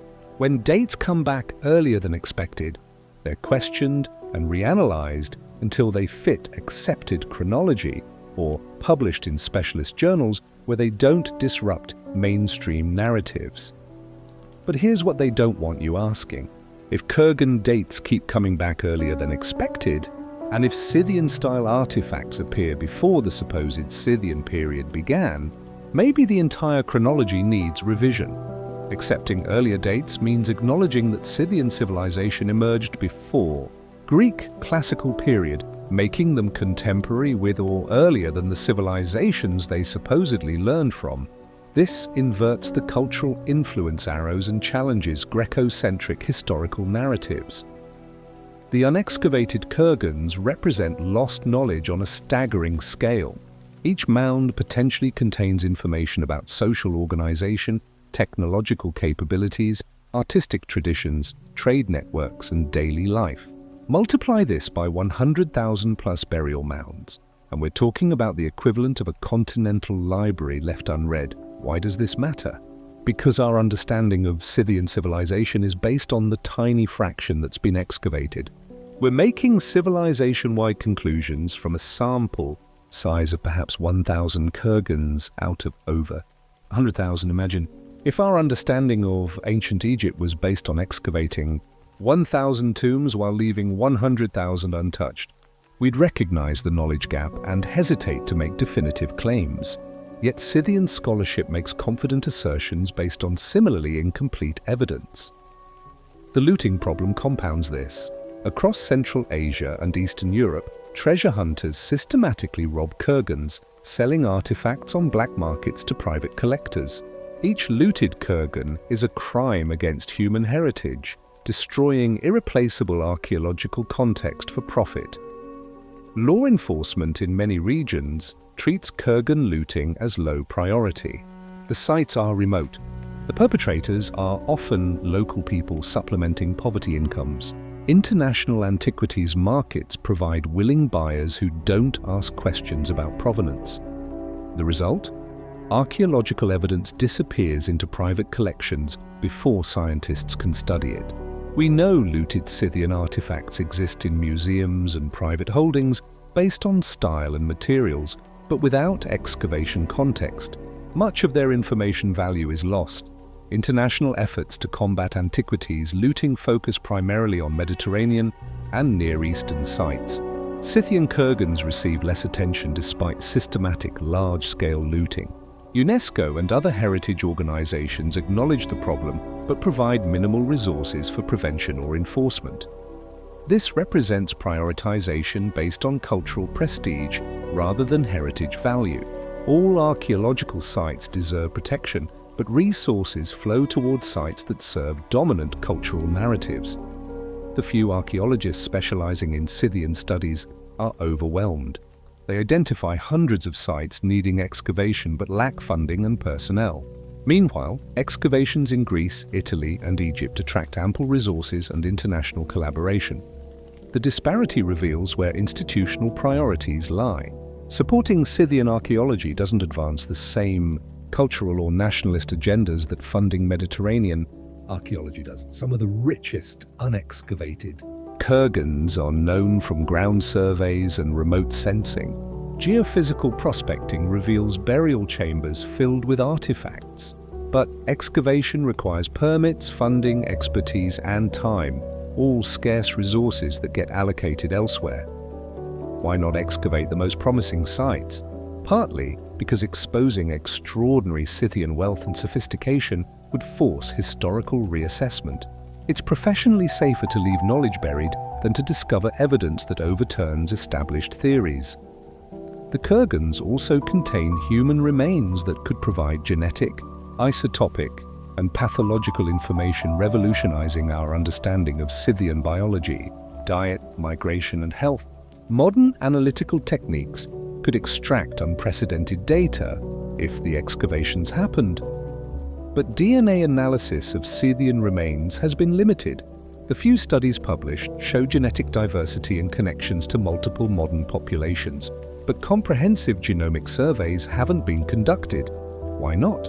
Because genetic analysis is expensive and research funding gravitates toward projects with guaranteed significant results or clear contemporary relevance. Scythian genetics doesn't compete successfully against medical genetics or studies with immediate applications. This short-sighted prioritization ignores that understanding human history, including ancient population movements, adaptations, and social structures, provides context for modern human diversity and evolution. The kurgans are disappearing. Modern development destroys burial mounds for agriculture, construction, and mining. Each year, unknown numbers of kurgans are bulldozed without any archaeological investigation. The knowledge they contain is lost forever. Heritage organizations document the destruction but can't prevent it. Local governments in Central Asian and Eastern European countries often prioritize economic development over archaeological preservation. Kurgans get destroyed because the land is needed and the cultural value isn't recognized locally or internationally. This represents ongoing cultural erasure, not deliberate, but through indifference. If the Kurgans contained Greek temples or Roman villas, international outcry would demand preservation. But Scythian burial mounds get flattened with minimal protest. The evidence points to something they never wanted revealed. Chapter 9, The Genetic Legacy in 2017, a comprehensive genetic study of ancient Scythian remains revealed something extraordinary. Scythian populations were genetically diverse, drawing ancestry from multiple sources including East Asian, Central Asian and European lineages. This wasn't a genetically homogeneous people. This was a multi-ethnic civilization, unified by culture rather than biology. This finding destroys racial theories about Scythians and challenges simplistic narratives about ancient peoples being genetically pure. The Scythians were mixed from the beginning, incorporating populations from across Eurasia into their cultural sphere. But here's what they don't emphasize. This genetic diversity proves Scythian civilization was defined by cultural practices: horse nomadism, mounted warfare, artistic traditions, burial customs, not by ethnic identity. Anyone who adopted Scythian culture could become Scythian, regardless of ancestry. This is cultural identity formation that modern nationalism struggles to accommodate. We want ancient peoples to map onto modern ethnic categories, to be proto-versions of current national groups. The Scythians refuse this classification. Russian nationalists claim Scythians as Slavic ancestors. Ukrainian scholars argue they're proto-Ukrainian. Iranian researchers emphasize linguistic connections to Persian languages. Turkic nations claim them as nomadic forebears. Mongolian historians see connections to later steppe empires. Everyone wants the Scythians to be theirs to provide ancient legitimacy for modern national identities. But the genetic evidence shows Scythians weren't ancestral to any single modern group. They were a cosmopolitan civilization that mixed populations from across Eurasia. The genetic studies revealed another uncomfortable truth: significant East Asian genetic components in Scythian populations from the eastern steppes. This proves direct population contact and mixing between European and Asian populations far earlier and more extensively than conventional history acknowledges. This challenges the narrative of East and West as separate civilizational spheres. During the Scythian period, the steppes were a mixing zone where European and Asian populations interacted, intermarried, and created hybrid cultures. The genetic boundaries we assume were historically fixed were actually quite fluid, but emphasizing this genetic mixing undermines nationalist narratives that require clear ancestral lineages. So the genetic data gets published in specialist journals and doesn't penetrate popular consciousness where it might disrupt comfortable ethnic categories, the female warrior. Burials take on new significance in genetic context. DNA analysis of warrior women shows they came from the same genetic backgrounds as male warriors. They weren't a separate ethnic group or captured foreigners. They were integrated members of Scythian society fighting alongside male relatives. This proves gender integration wasn't imposed from outside or the result of population imbalance.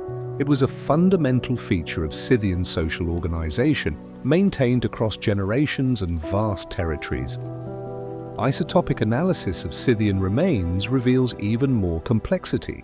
Strontium and oxygen isotopes in tooth enamel, which form during childhood, show where individuals grew up. Many Scythian warriors grew up far from where they were buried, indicating high mobility and long-distance migration. Some individuals show isotopic signatures from multiple regions, suggesting they moved several times during childhood. This was a highly mobile population, not sedentary tribes occasionally migrating. The nomadic lifestyle meant individuals routinely traveled hundreds or thousands of kilometers over their lifetimes. This mobility explains cultural homogeneity across vast territories. With populations constantly moving, mixing, and interacting, cultural practices could spread rapidly and remain standardized. The Scythian world was connected through movement in ways settled civilizations weren't. The dietary evidence from isotopic analysis shows sophisticated nutrition. Scythian diets included meat, dairy, and some grain, a mixed pastoral agricultural subsistence strategy. They weren't pure nomads avoiding all agriculture. They were flexible, adapting subsistence strategies to local conditions while maintaining mobile lifestyle. This flexibility challenges rigid categories. The Scythians weren't purely nomadic or purely agricultural. They were both, shifting between strategies as circumstances required. This adaptive approach was more sophisticated than either pure nomadism or pure agriculture alone. Genetic analysis of Scythian horses reveals deliberate breeding programs. The horses show selection for specific traits: size, strength, speed, temperament. This wasn't random herding, this was systematic. Animal husbandry requiring generations Of selective breeding and careful record keeping. How did non-literate nomads maintain breeding records across generations? Either through sophisticated oral tradition or through writing systems we haven't found. Either answer requires acknowledging greater organizational sophistication than primitive nomad stereotypes. Allow the pathological evidence from Scythian Skeletons shows patterns of disease and injury consistent with mobile lifestyle. High rates of arthritis in lower backs and legs from horseback riding. Combat injuries more common in young adults. Evidence of respiratory diseases from smoke exposure in tents, but the skeletons also show evidence of care. Individuals surviving major injuries with healing showing they received support during recovery. Elderly individuals with arthritis and other age-related conditions, indicating the society cared for non-productive members rather than abandoning them. This represents social welfare systems and community support structures, hallmarks of sophisticated civilization, not savage barbarism. The genetic evidence reveals connections between Scythians and later steppe peoples. Sarmatian, Hun, and Avar populations show genetic continuity with Scythians, proving cultural and biological connections across the steppe nomadic tradition. This genetic continuity supports the interpretation that steppe nomadic culture was transmitted across generations despite political changes. The Scythians weren't isolated. They were the foundation of a continuous nomadic tradition lasting over 1,000 years. But historical narratives treat each steppe people, Scythians, Sarmatians, Huns, Avars, Magyars, Mongols, as separate, disconnected groups. The genetic evidence shows they were part of a continuous tradition with cultural and biological transmission connecting them. Why does this matter? Because recognizing this continuity means recognizing that nomadic steppe civilization was a major, long-lasting alternative to sedentary civilization. It wasn't a series of random barbarian invasions, it was a parallel civilizational tradition with its own logic, values, and historical trajectory. Academic historiography has been reluctant to frame steppe nomadism this way because it elevates nomadic peoples from historical nuisances to major civilizational players. It means rewriting European and Asian history to acknowledge that steppe peoples weren't peripheral, they were central to Eurasian history for millennia. The genetic data enables this rewriting, but institutional resistance remains strong. Changing historical narratives threatens established academic reputations, challenges nationalist histories, and requires admitting previous scholarship was incomplete or wrong. So the genetic evidence gets acknowledged but not integrated into mainstream historical narratives. It remains specialist knowledge rather than transforming how we teach ancient history.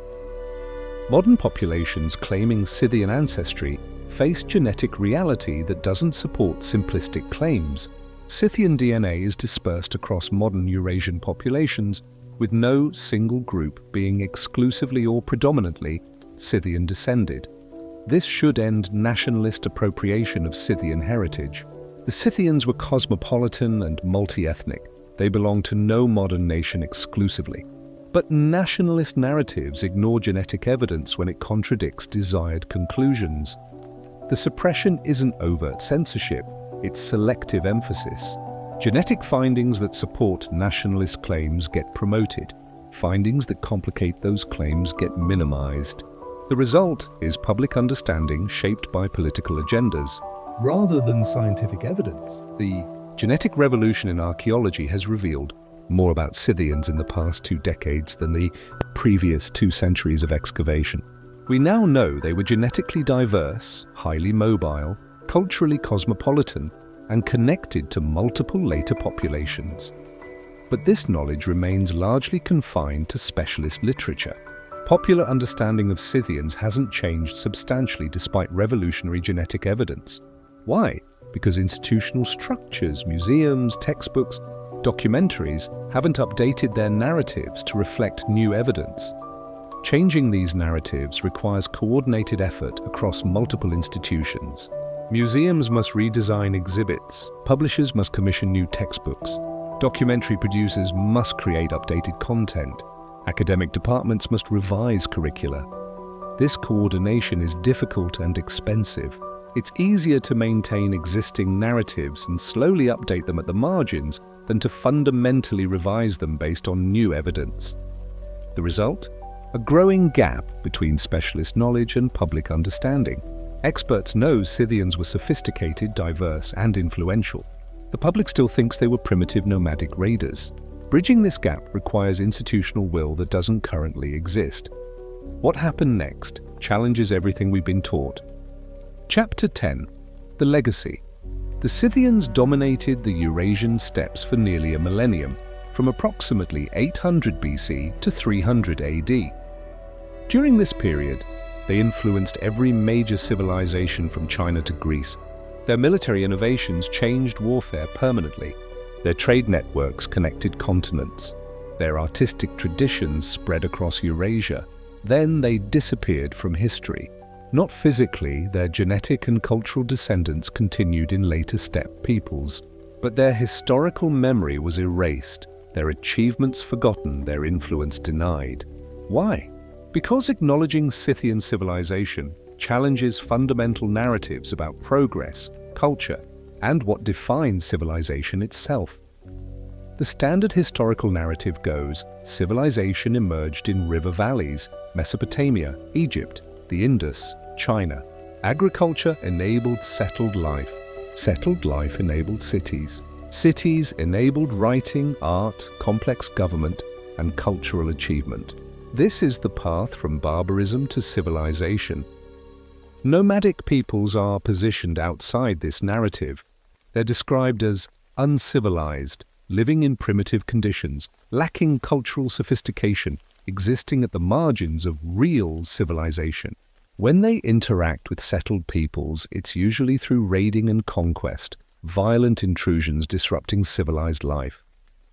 The Scythians destroy this narrative. They were nomadic, but culturally sophisticated. They lacked cities, but produced art rivaling any civilization. They may have been non-literate, but maintained complex social structures across vast territories. They chose mobility over settlement not from inability, but from strategic preference. This is unacceptable to civilizational narratives that require urban settlement as the pinnacle of human achievement. If nomadic organization can be equally sophisticated, then cities aren't the inevitable endpoint of human progress. They're one option among several. Academic historiography has dealt with this challenge by marginalizing Scythians. They're acknowledged but not emphasized.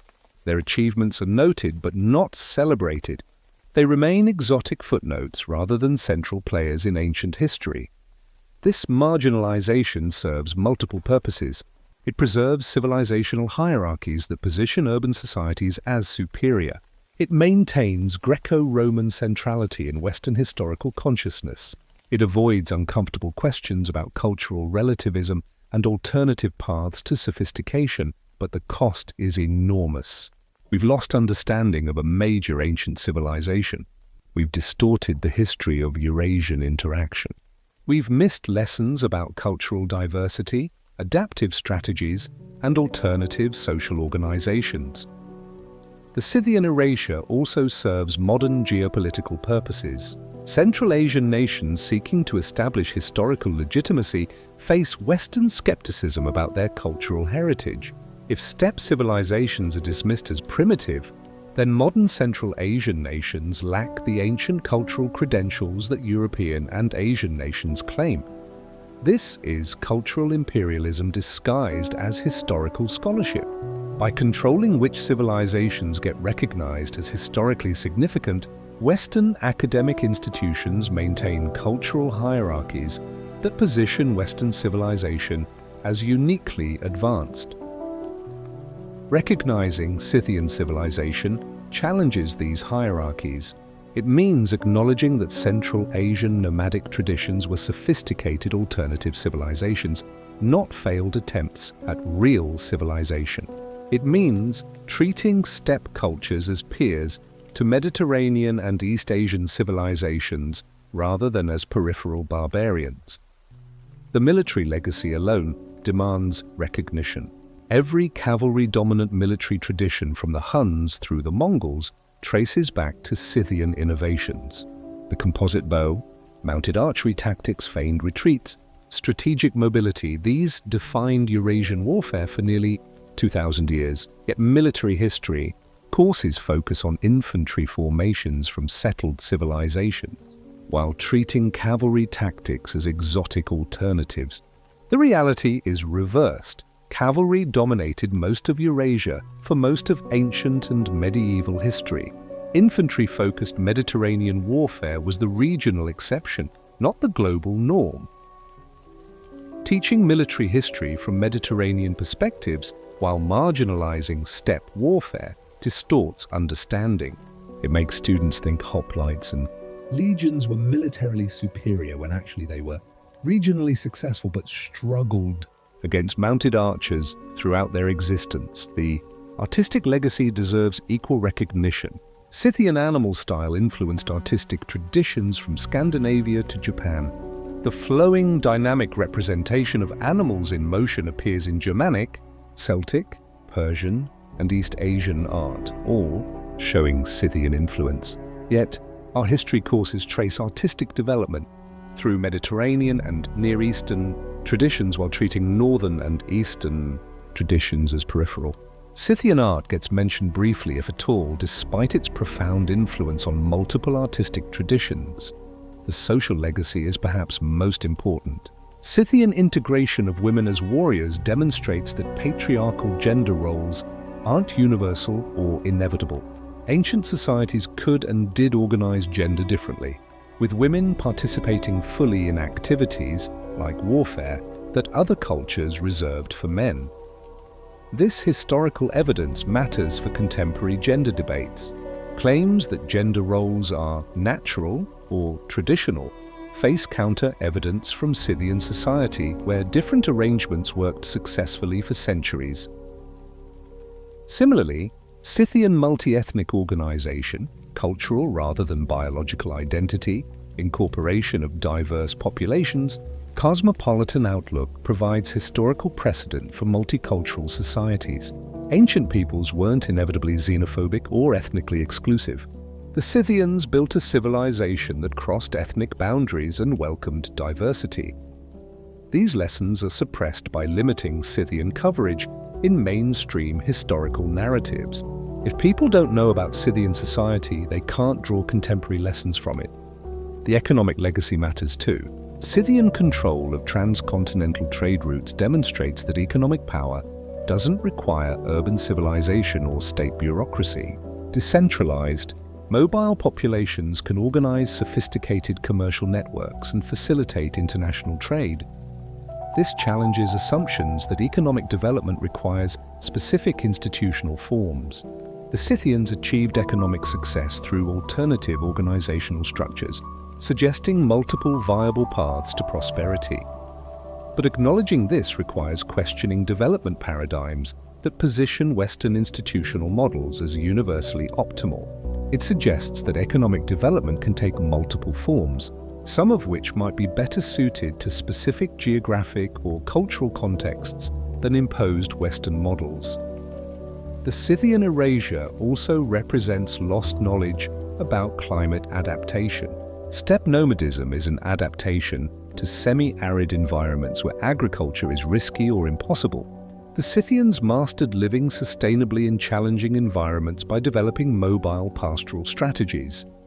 As climate change forces adaptations to changing conditions, understanding historical adaptive strategies becomes valuable. The Scythians survived and thrived in harsh environments by organizing their society around mobility and flexibility lessons, potentially relevant for modern populations facing environmental challenges. But this knowledge remains largely inaccessible because Scythian studies are marginalized. The expertise exists among specialists, but it doesn't reach policymakers, planners, or the public who might benefit from it. The contemporary political implications explain ongoing suppression. Recognizing Scythian civilization as sophisticated and influential means recognizing Central Asian historical importance. This challenges narratives where Central Asia is peripheral, a region between more important civilizations rather than a civilization center itself, but current geopolitical competitions make this recognition politically sensitive. If Central Asian nations can claim sophisticated ancient civilizations, they gain cultural capital and historical legitimacy. Western and East Asian powers prefer maintaining narratives where Central Asia was historically marginal. So Scythian achievements remain downplayed, their influence minimized, their civilization dismissed as interesting but not significant. This serves contemporary political purposes while distorting historical understanding. The genetic evidence discussed earlier has explosive contemporary implications. If ancient Scythians were genetically diverse and culturally cosmopolitan, modern nationalist claims to exclusive Scythian heritage are false. The Scythians belong to everyone and no one, a shared heritage of multiple modern populations. This threatens nationalist narratives across Eurasia. Russian, Ukrainian, Iranian, Turkish, and Mongolian nationalisms all incorporate Scythian heritage to varying degrees. Acknowledging that Scythians were multi-ethnic undermines these claims, so the genetic evidence gets acknowledged academically but not popularized. It remains technical knowledge rather than transforming popular understanding of Scythian identity. The archaeological treasures in museums represent another form of suppression. Scythian gold artifacts are displayed as beautiful objects but not as evidence of sophisticated civilization. The artistic merit is acknowledged. The civilizational significance is minimized. Compare museum displays of Greek and Scythian artifacts. Greek pottery gets extensive explanation of cultural context, historical significance, and artistic traditions. Scythian gold gets aesthetic appreciation, but minimal cultural context. The message: Greek civilization was important. Scythian culture was exotic. This curatorial choice shapes public perception. Visitors leave thinking Greeks were historically significant while Scythians were interesting but marginal. The evidence supports opposite conclusions, but institutional presentation favors established narratives. The excavation priorities discussed earlier are part of this pattern. Limited archaeological resources get allocated to sites that support dominant narratives. Scythian sites remain understudied not from lack of significance but from lack of institutional interest. This creates self-perpetuating ignorance. Because Scythian sites are understudied, we know less about them. Because we know less, they seem less significant. Because they seem less significant, they don't get study priority. The cycle continues. Breaking this cycle requires deliberate institutional decisions to prioritize Scythian archaeology, despite it challenging established narratives. This requires academic courage and funding agency willingness to support potentially disruptive research. Currently, this courage is lacking.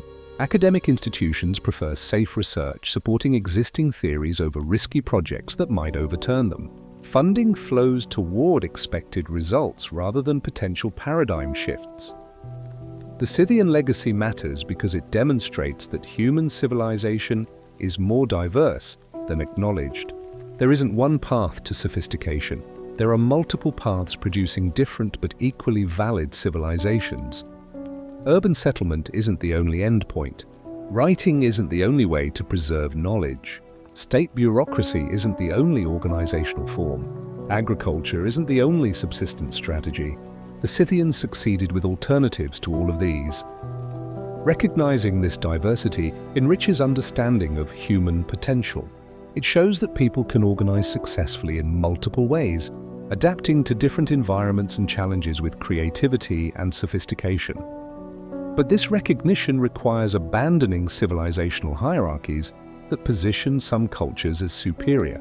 It requires treating different civilizational forms as alternatives rather than stages in linear development toward Western modernity. Academic historiography hasn't made this shift.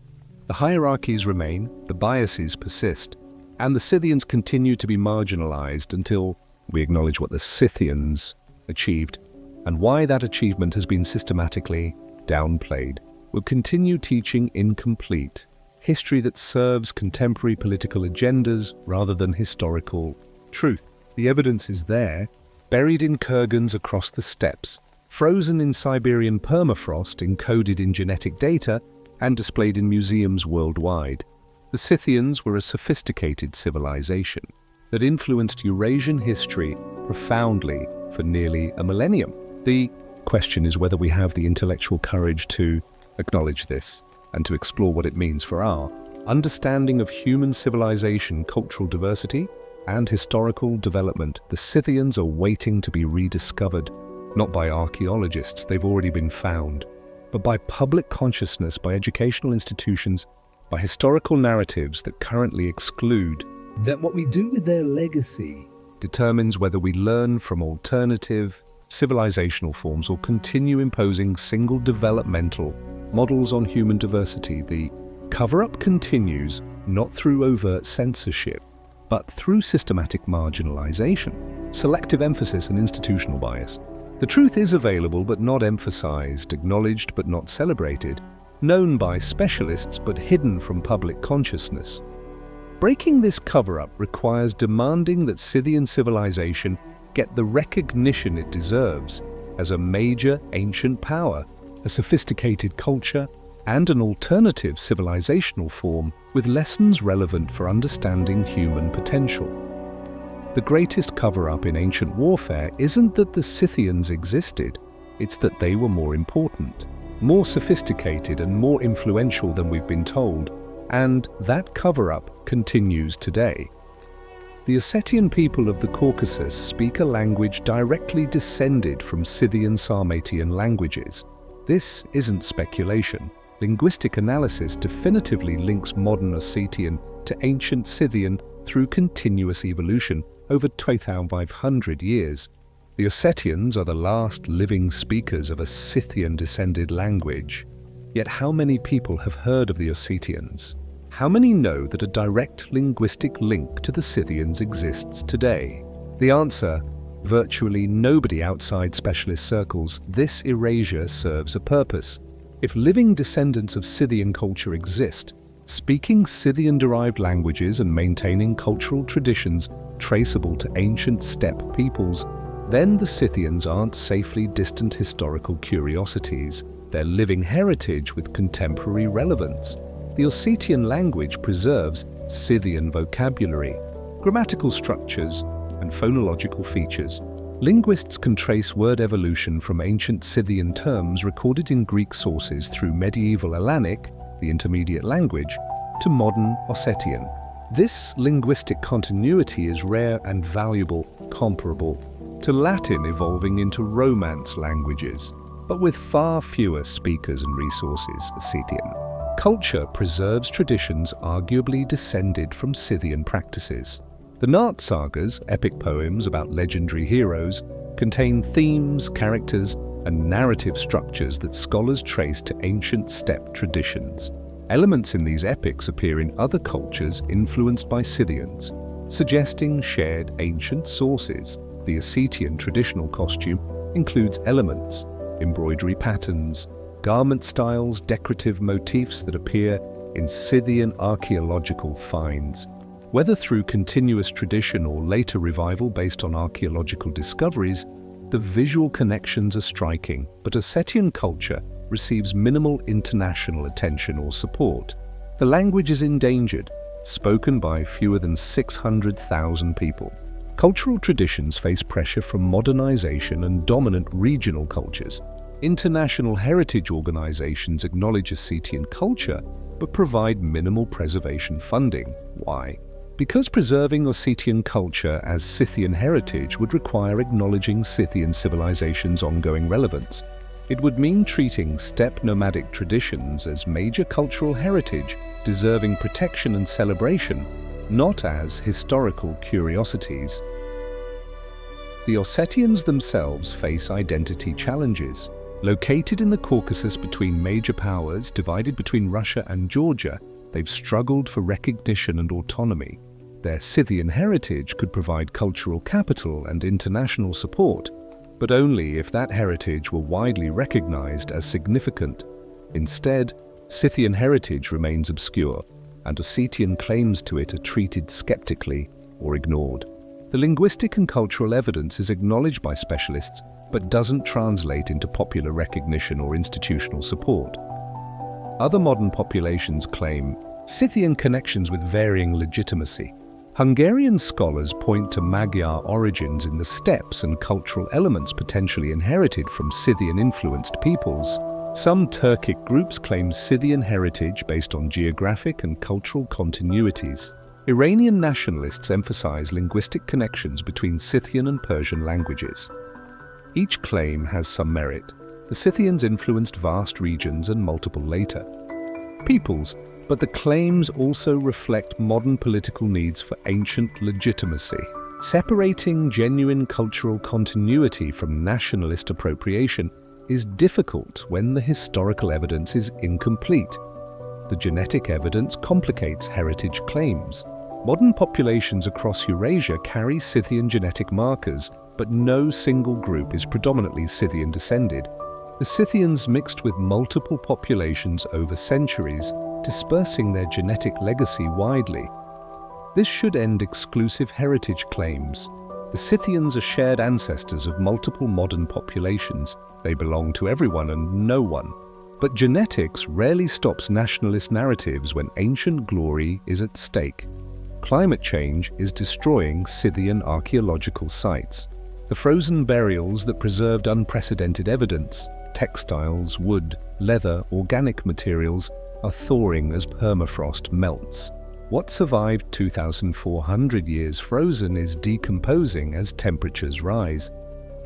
The Pazyryk region, where the famous frozen burials were found, is warming. The permafrost that created archaeological miracles is disappearing. Future burials won't be frozen. Existing frozen burials may thaw, destroying their contents before archaeologists can excavate them. This is a ticking clock.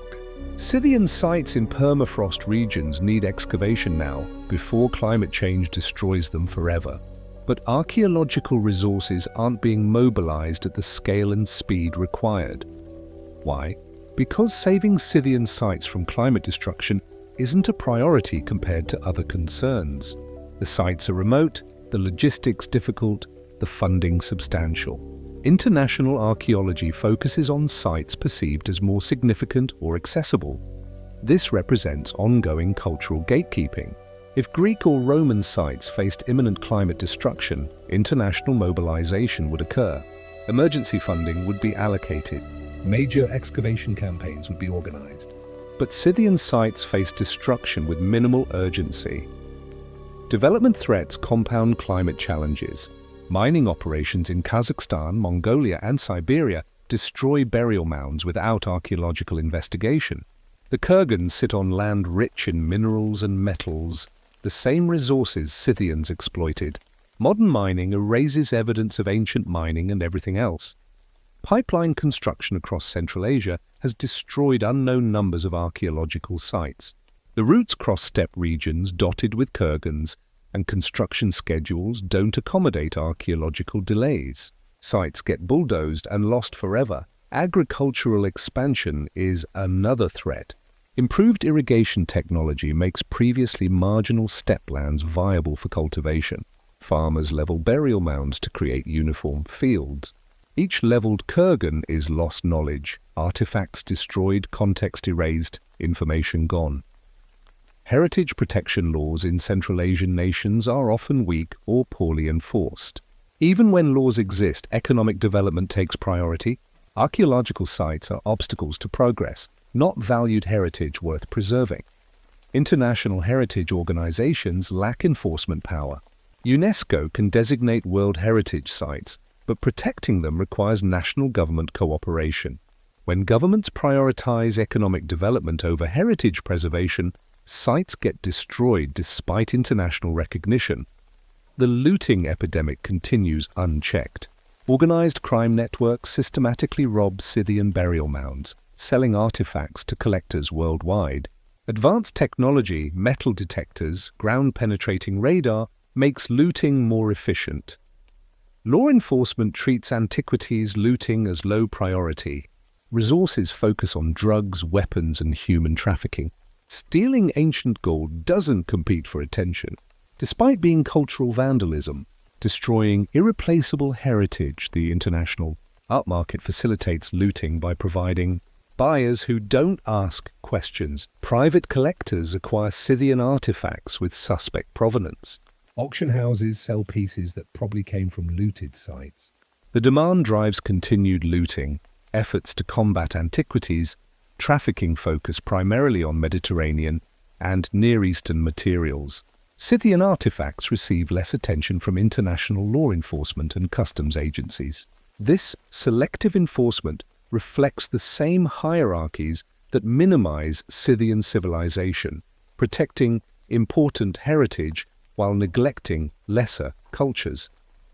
The combined threats, climate change, development, looting, mean Scythian archaeological sites are disappearing at accelerating rates. Every year, more kurgans are destroyed, more evidence is lost, more knowledge becomes unrecoverable. This destruction is preventable. With adequate resources, sites could be excavated before destruction, protected from looting, and preserved for future study. The technology and expertise exist.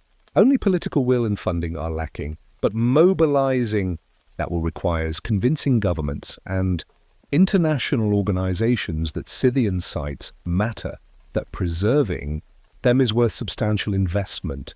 This requires overcoming the marginalization that positions Scythian heritage as less significant than Mediterranean or East Asian heritage until Scythian civilization receives recognition proportional to its historical importance. The sites will continue being destroyed while preservation resources flow elsewhere. Television documentaries shape popular historical consciousness more than academic publications or museum exhibitions. Millions of people watch history documentaries, thousands read scholarly books. What appears on screen becomes what everyone knows about ancient history. Yet Scythian civilization is virtually absent from popular documentary programming. Count the documentaries about ancient Greece, Rome, Egypt, or even Vikings, then count those about Scythians. The disparity is enormous. The History Channel, Discovery, National Geographic, and similar networks have produced countless hours on Mediterranean civilizations and relatively few on steppe peoples.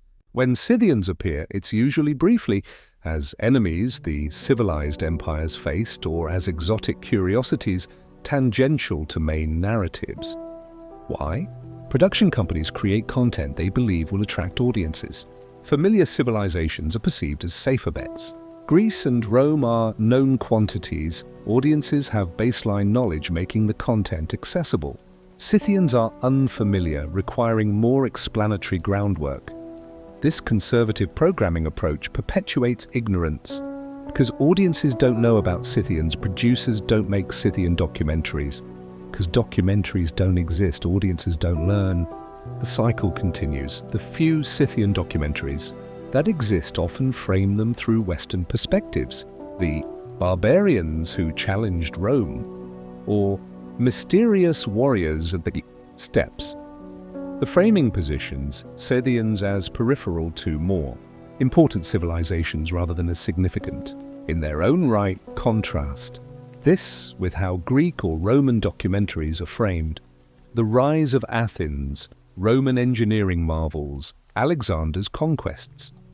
The civilizations are presented as protagonists in historical narratives, not as supporting characters in other people's stories. Documentary filmmakers interview Mediterranean specialists extensively because that's where expertise concentrates. Scythian specialists are fewer, less accessible, and less familiar to general audiences. The expert shortage reinforces production companies' reluctance to tackle unfamiliar subjects. Funding is another barrier. Major documentaries require substantial investment. Broadcasters and streaming services fund projects with proven audience appeal. Mediterranean civilizations have that appeal. Scythians don't yet, but they can't gain appeal without initial content investment. Some documentaries have successfully presented Scythian civilization to broad audiences. The BBC's work, occasional National Geographic specials, and some European productions have tackled the subject competently. These prove that Scythian stories can engage general audiences when told well. But one-off documentaries don't change popular consciousness the way sustained programming does. Greece and Rome get multiple series, countless episodes, continuous reinforcement. Scythians get occasional specials that briefly raise awareness before fading from view. Streaming platforms provide new opportunities. Services like Netflix, Amazon Prime, and specialized history platforms could commission comprehensive Scythian content reaching global audiences.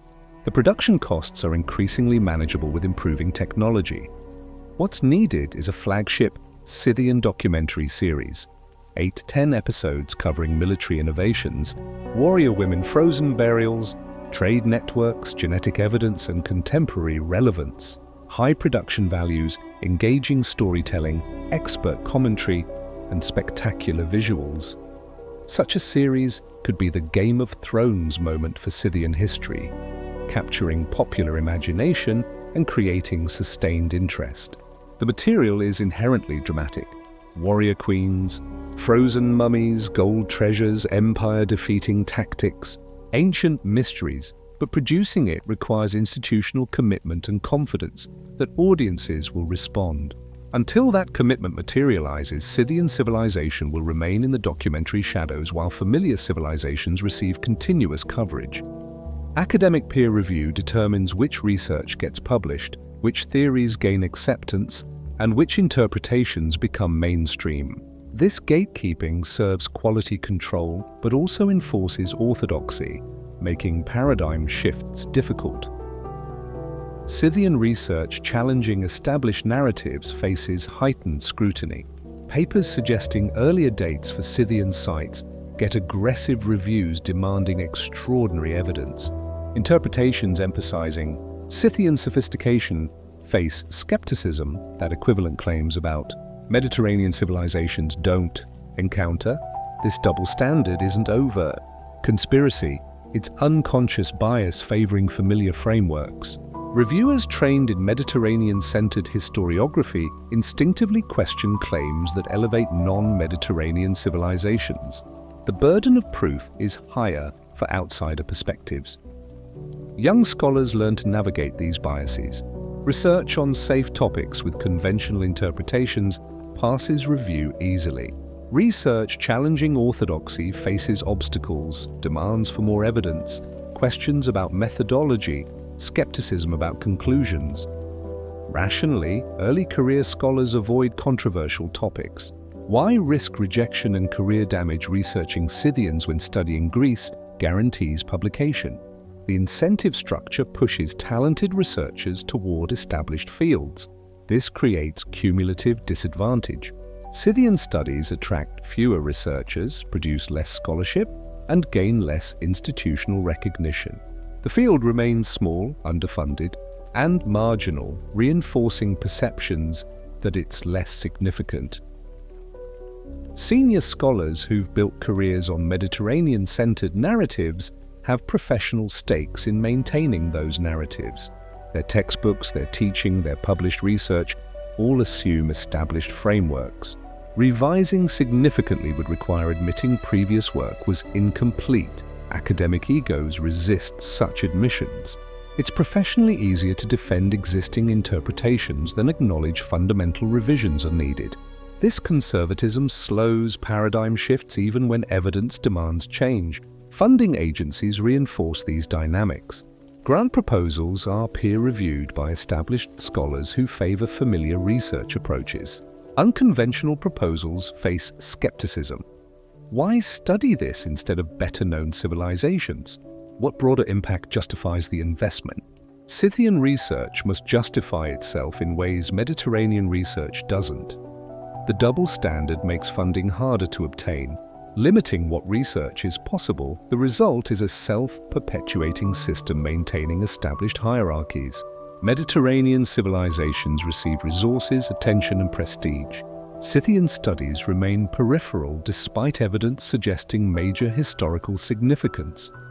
Breaking this system requires multiple simultaneous interventions. Funding agencies deliberately supporting understudied civilizations, journals committing to publishing high-quality Scythian research, senior scholars mentoring students into the field, universities creating positions for steppe specialists. None of this happens without sustained advocacy, challenging entrenched academic hierarchies. Researchers, institutions, and funders must consciously commit to correcting historical imbalances, not from political correctness, but from intellectual honesty about what evidence reveals. The Scythians left evidence of sophisticated civilization worthy of serious study. Academic gatekeeping that marginalizes this evidence serves narratives, not truth. Correcting this requires acknowledging that historiographical traditions need revision based on archaeological realities. They defeated the Persian Empire. They pioneered military innovations used for millennia. They created transcontinental trade networks. They integrated women as warrior equals. They produced art rivaling any ancient civilization. They maintained sophisticated culture across vast territories for nearly 1,000 years. Then history forgot them. Not accidentally, not naturally, but systematically through institutional biases, selective emphasis, and narratives that couldn't accommodate a sophisticated nomadic civilization. The Scythians challenge everything we've been taught about civilization and progress. They prove urban settlement isn't necessary for cultural sophistication. They demonstrate that nomadic organizations can support a complex society. They show that different civilizational paths can be equally valid. These challenges are why Scythian achievements remain marginalized. Acknowledging them requires rewriting ancient history and abandoning comfortable assumptions about civilizational development. The evidence we've examined is undeniable. Military genius, the Scythians revolutionized warfare through mounted archery, composite bow technology, and strategic mobility. They defeated the greatest empires of their era and pioneered tactics that dominated Eurasian warfare for nearly 2,000 years. Warrior women. Archaeological evidence proves 20–25% of Scythian warriors were women, not symbolic burials but actual combat veterans. This demolishes assumptions about universal ancient patriarchy and demonstrates alternative gender organizations. Advanced metallurgy. Scythian goldwork shows technical capabilities that modern science struggles to explain. Platinum-enriched alloys, precision granulation, and sophisticated techniques challenge assumptions about ancient technological capabilities. Frozen preservation.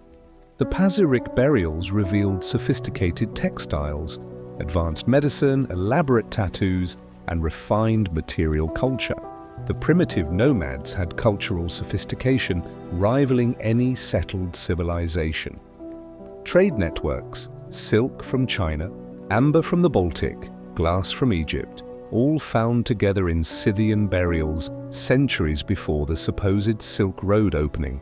The Scythians controlled and facilitated transcontinental commerce. Genetic diversity. DNA evidence shows Scythian civilization was multi-ethnic and cosmopolitan from the beginning. Cultural identity, not biological ancestry, defined who was Scythian.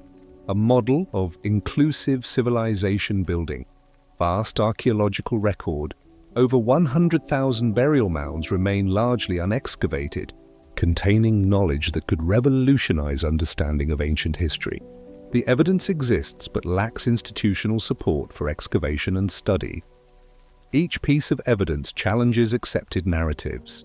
Together, they demand complete reassessment of ancient Eurasian history and the role of nomadic civilizations. But this reassessment hasn't happened. Academic institutions continue teaching Mediterranean-centered narratives where Scythians are exotic footnotes. Museums display Scythian treasures as curiosities rather than evidence of major civilization. Media coverage favors Greek and Roman discoveries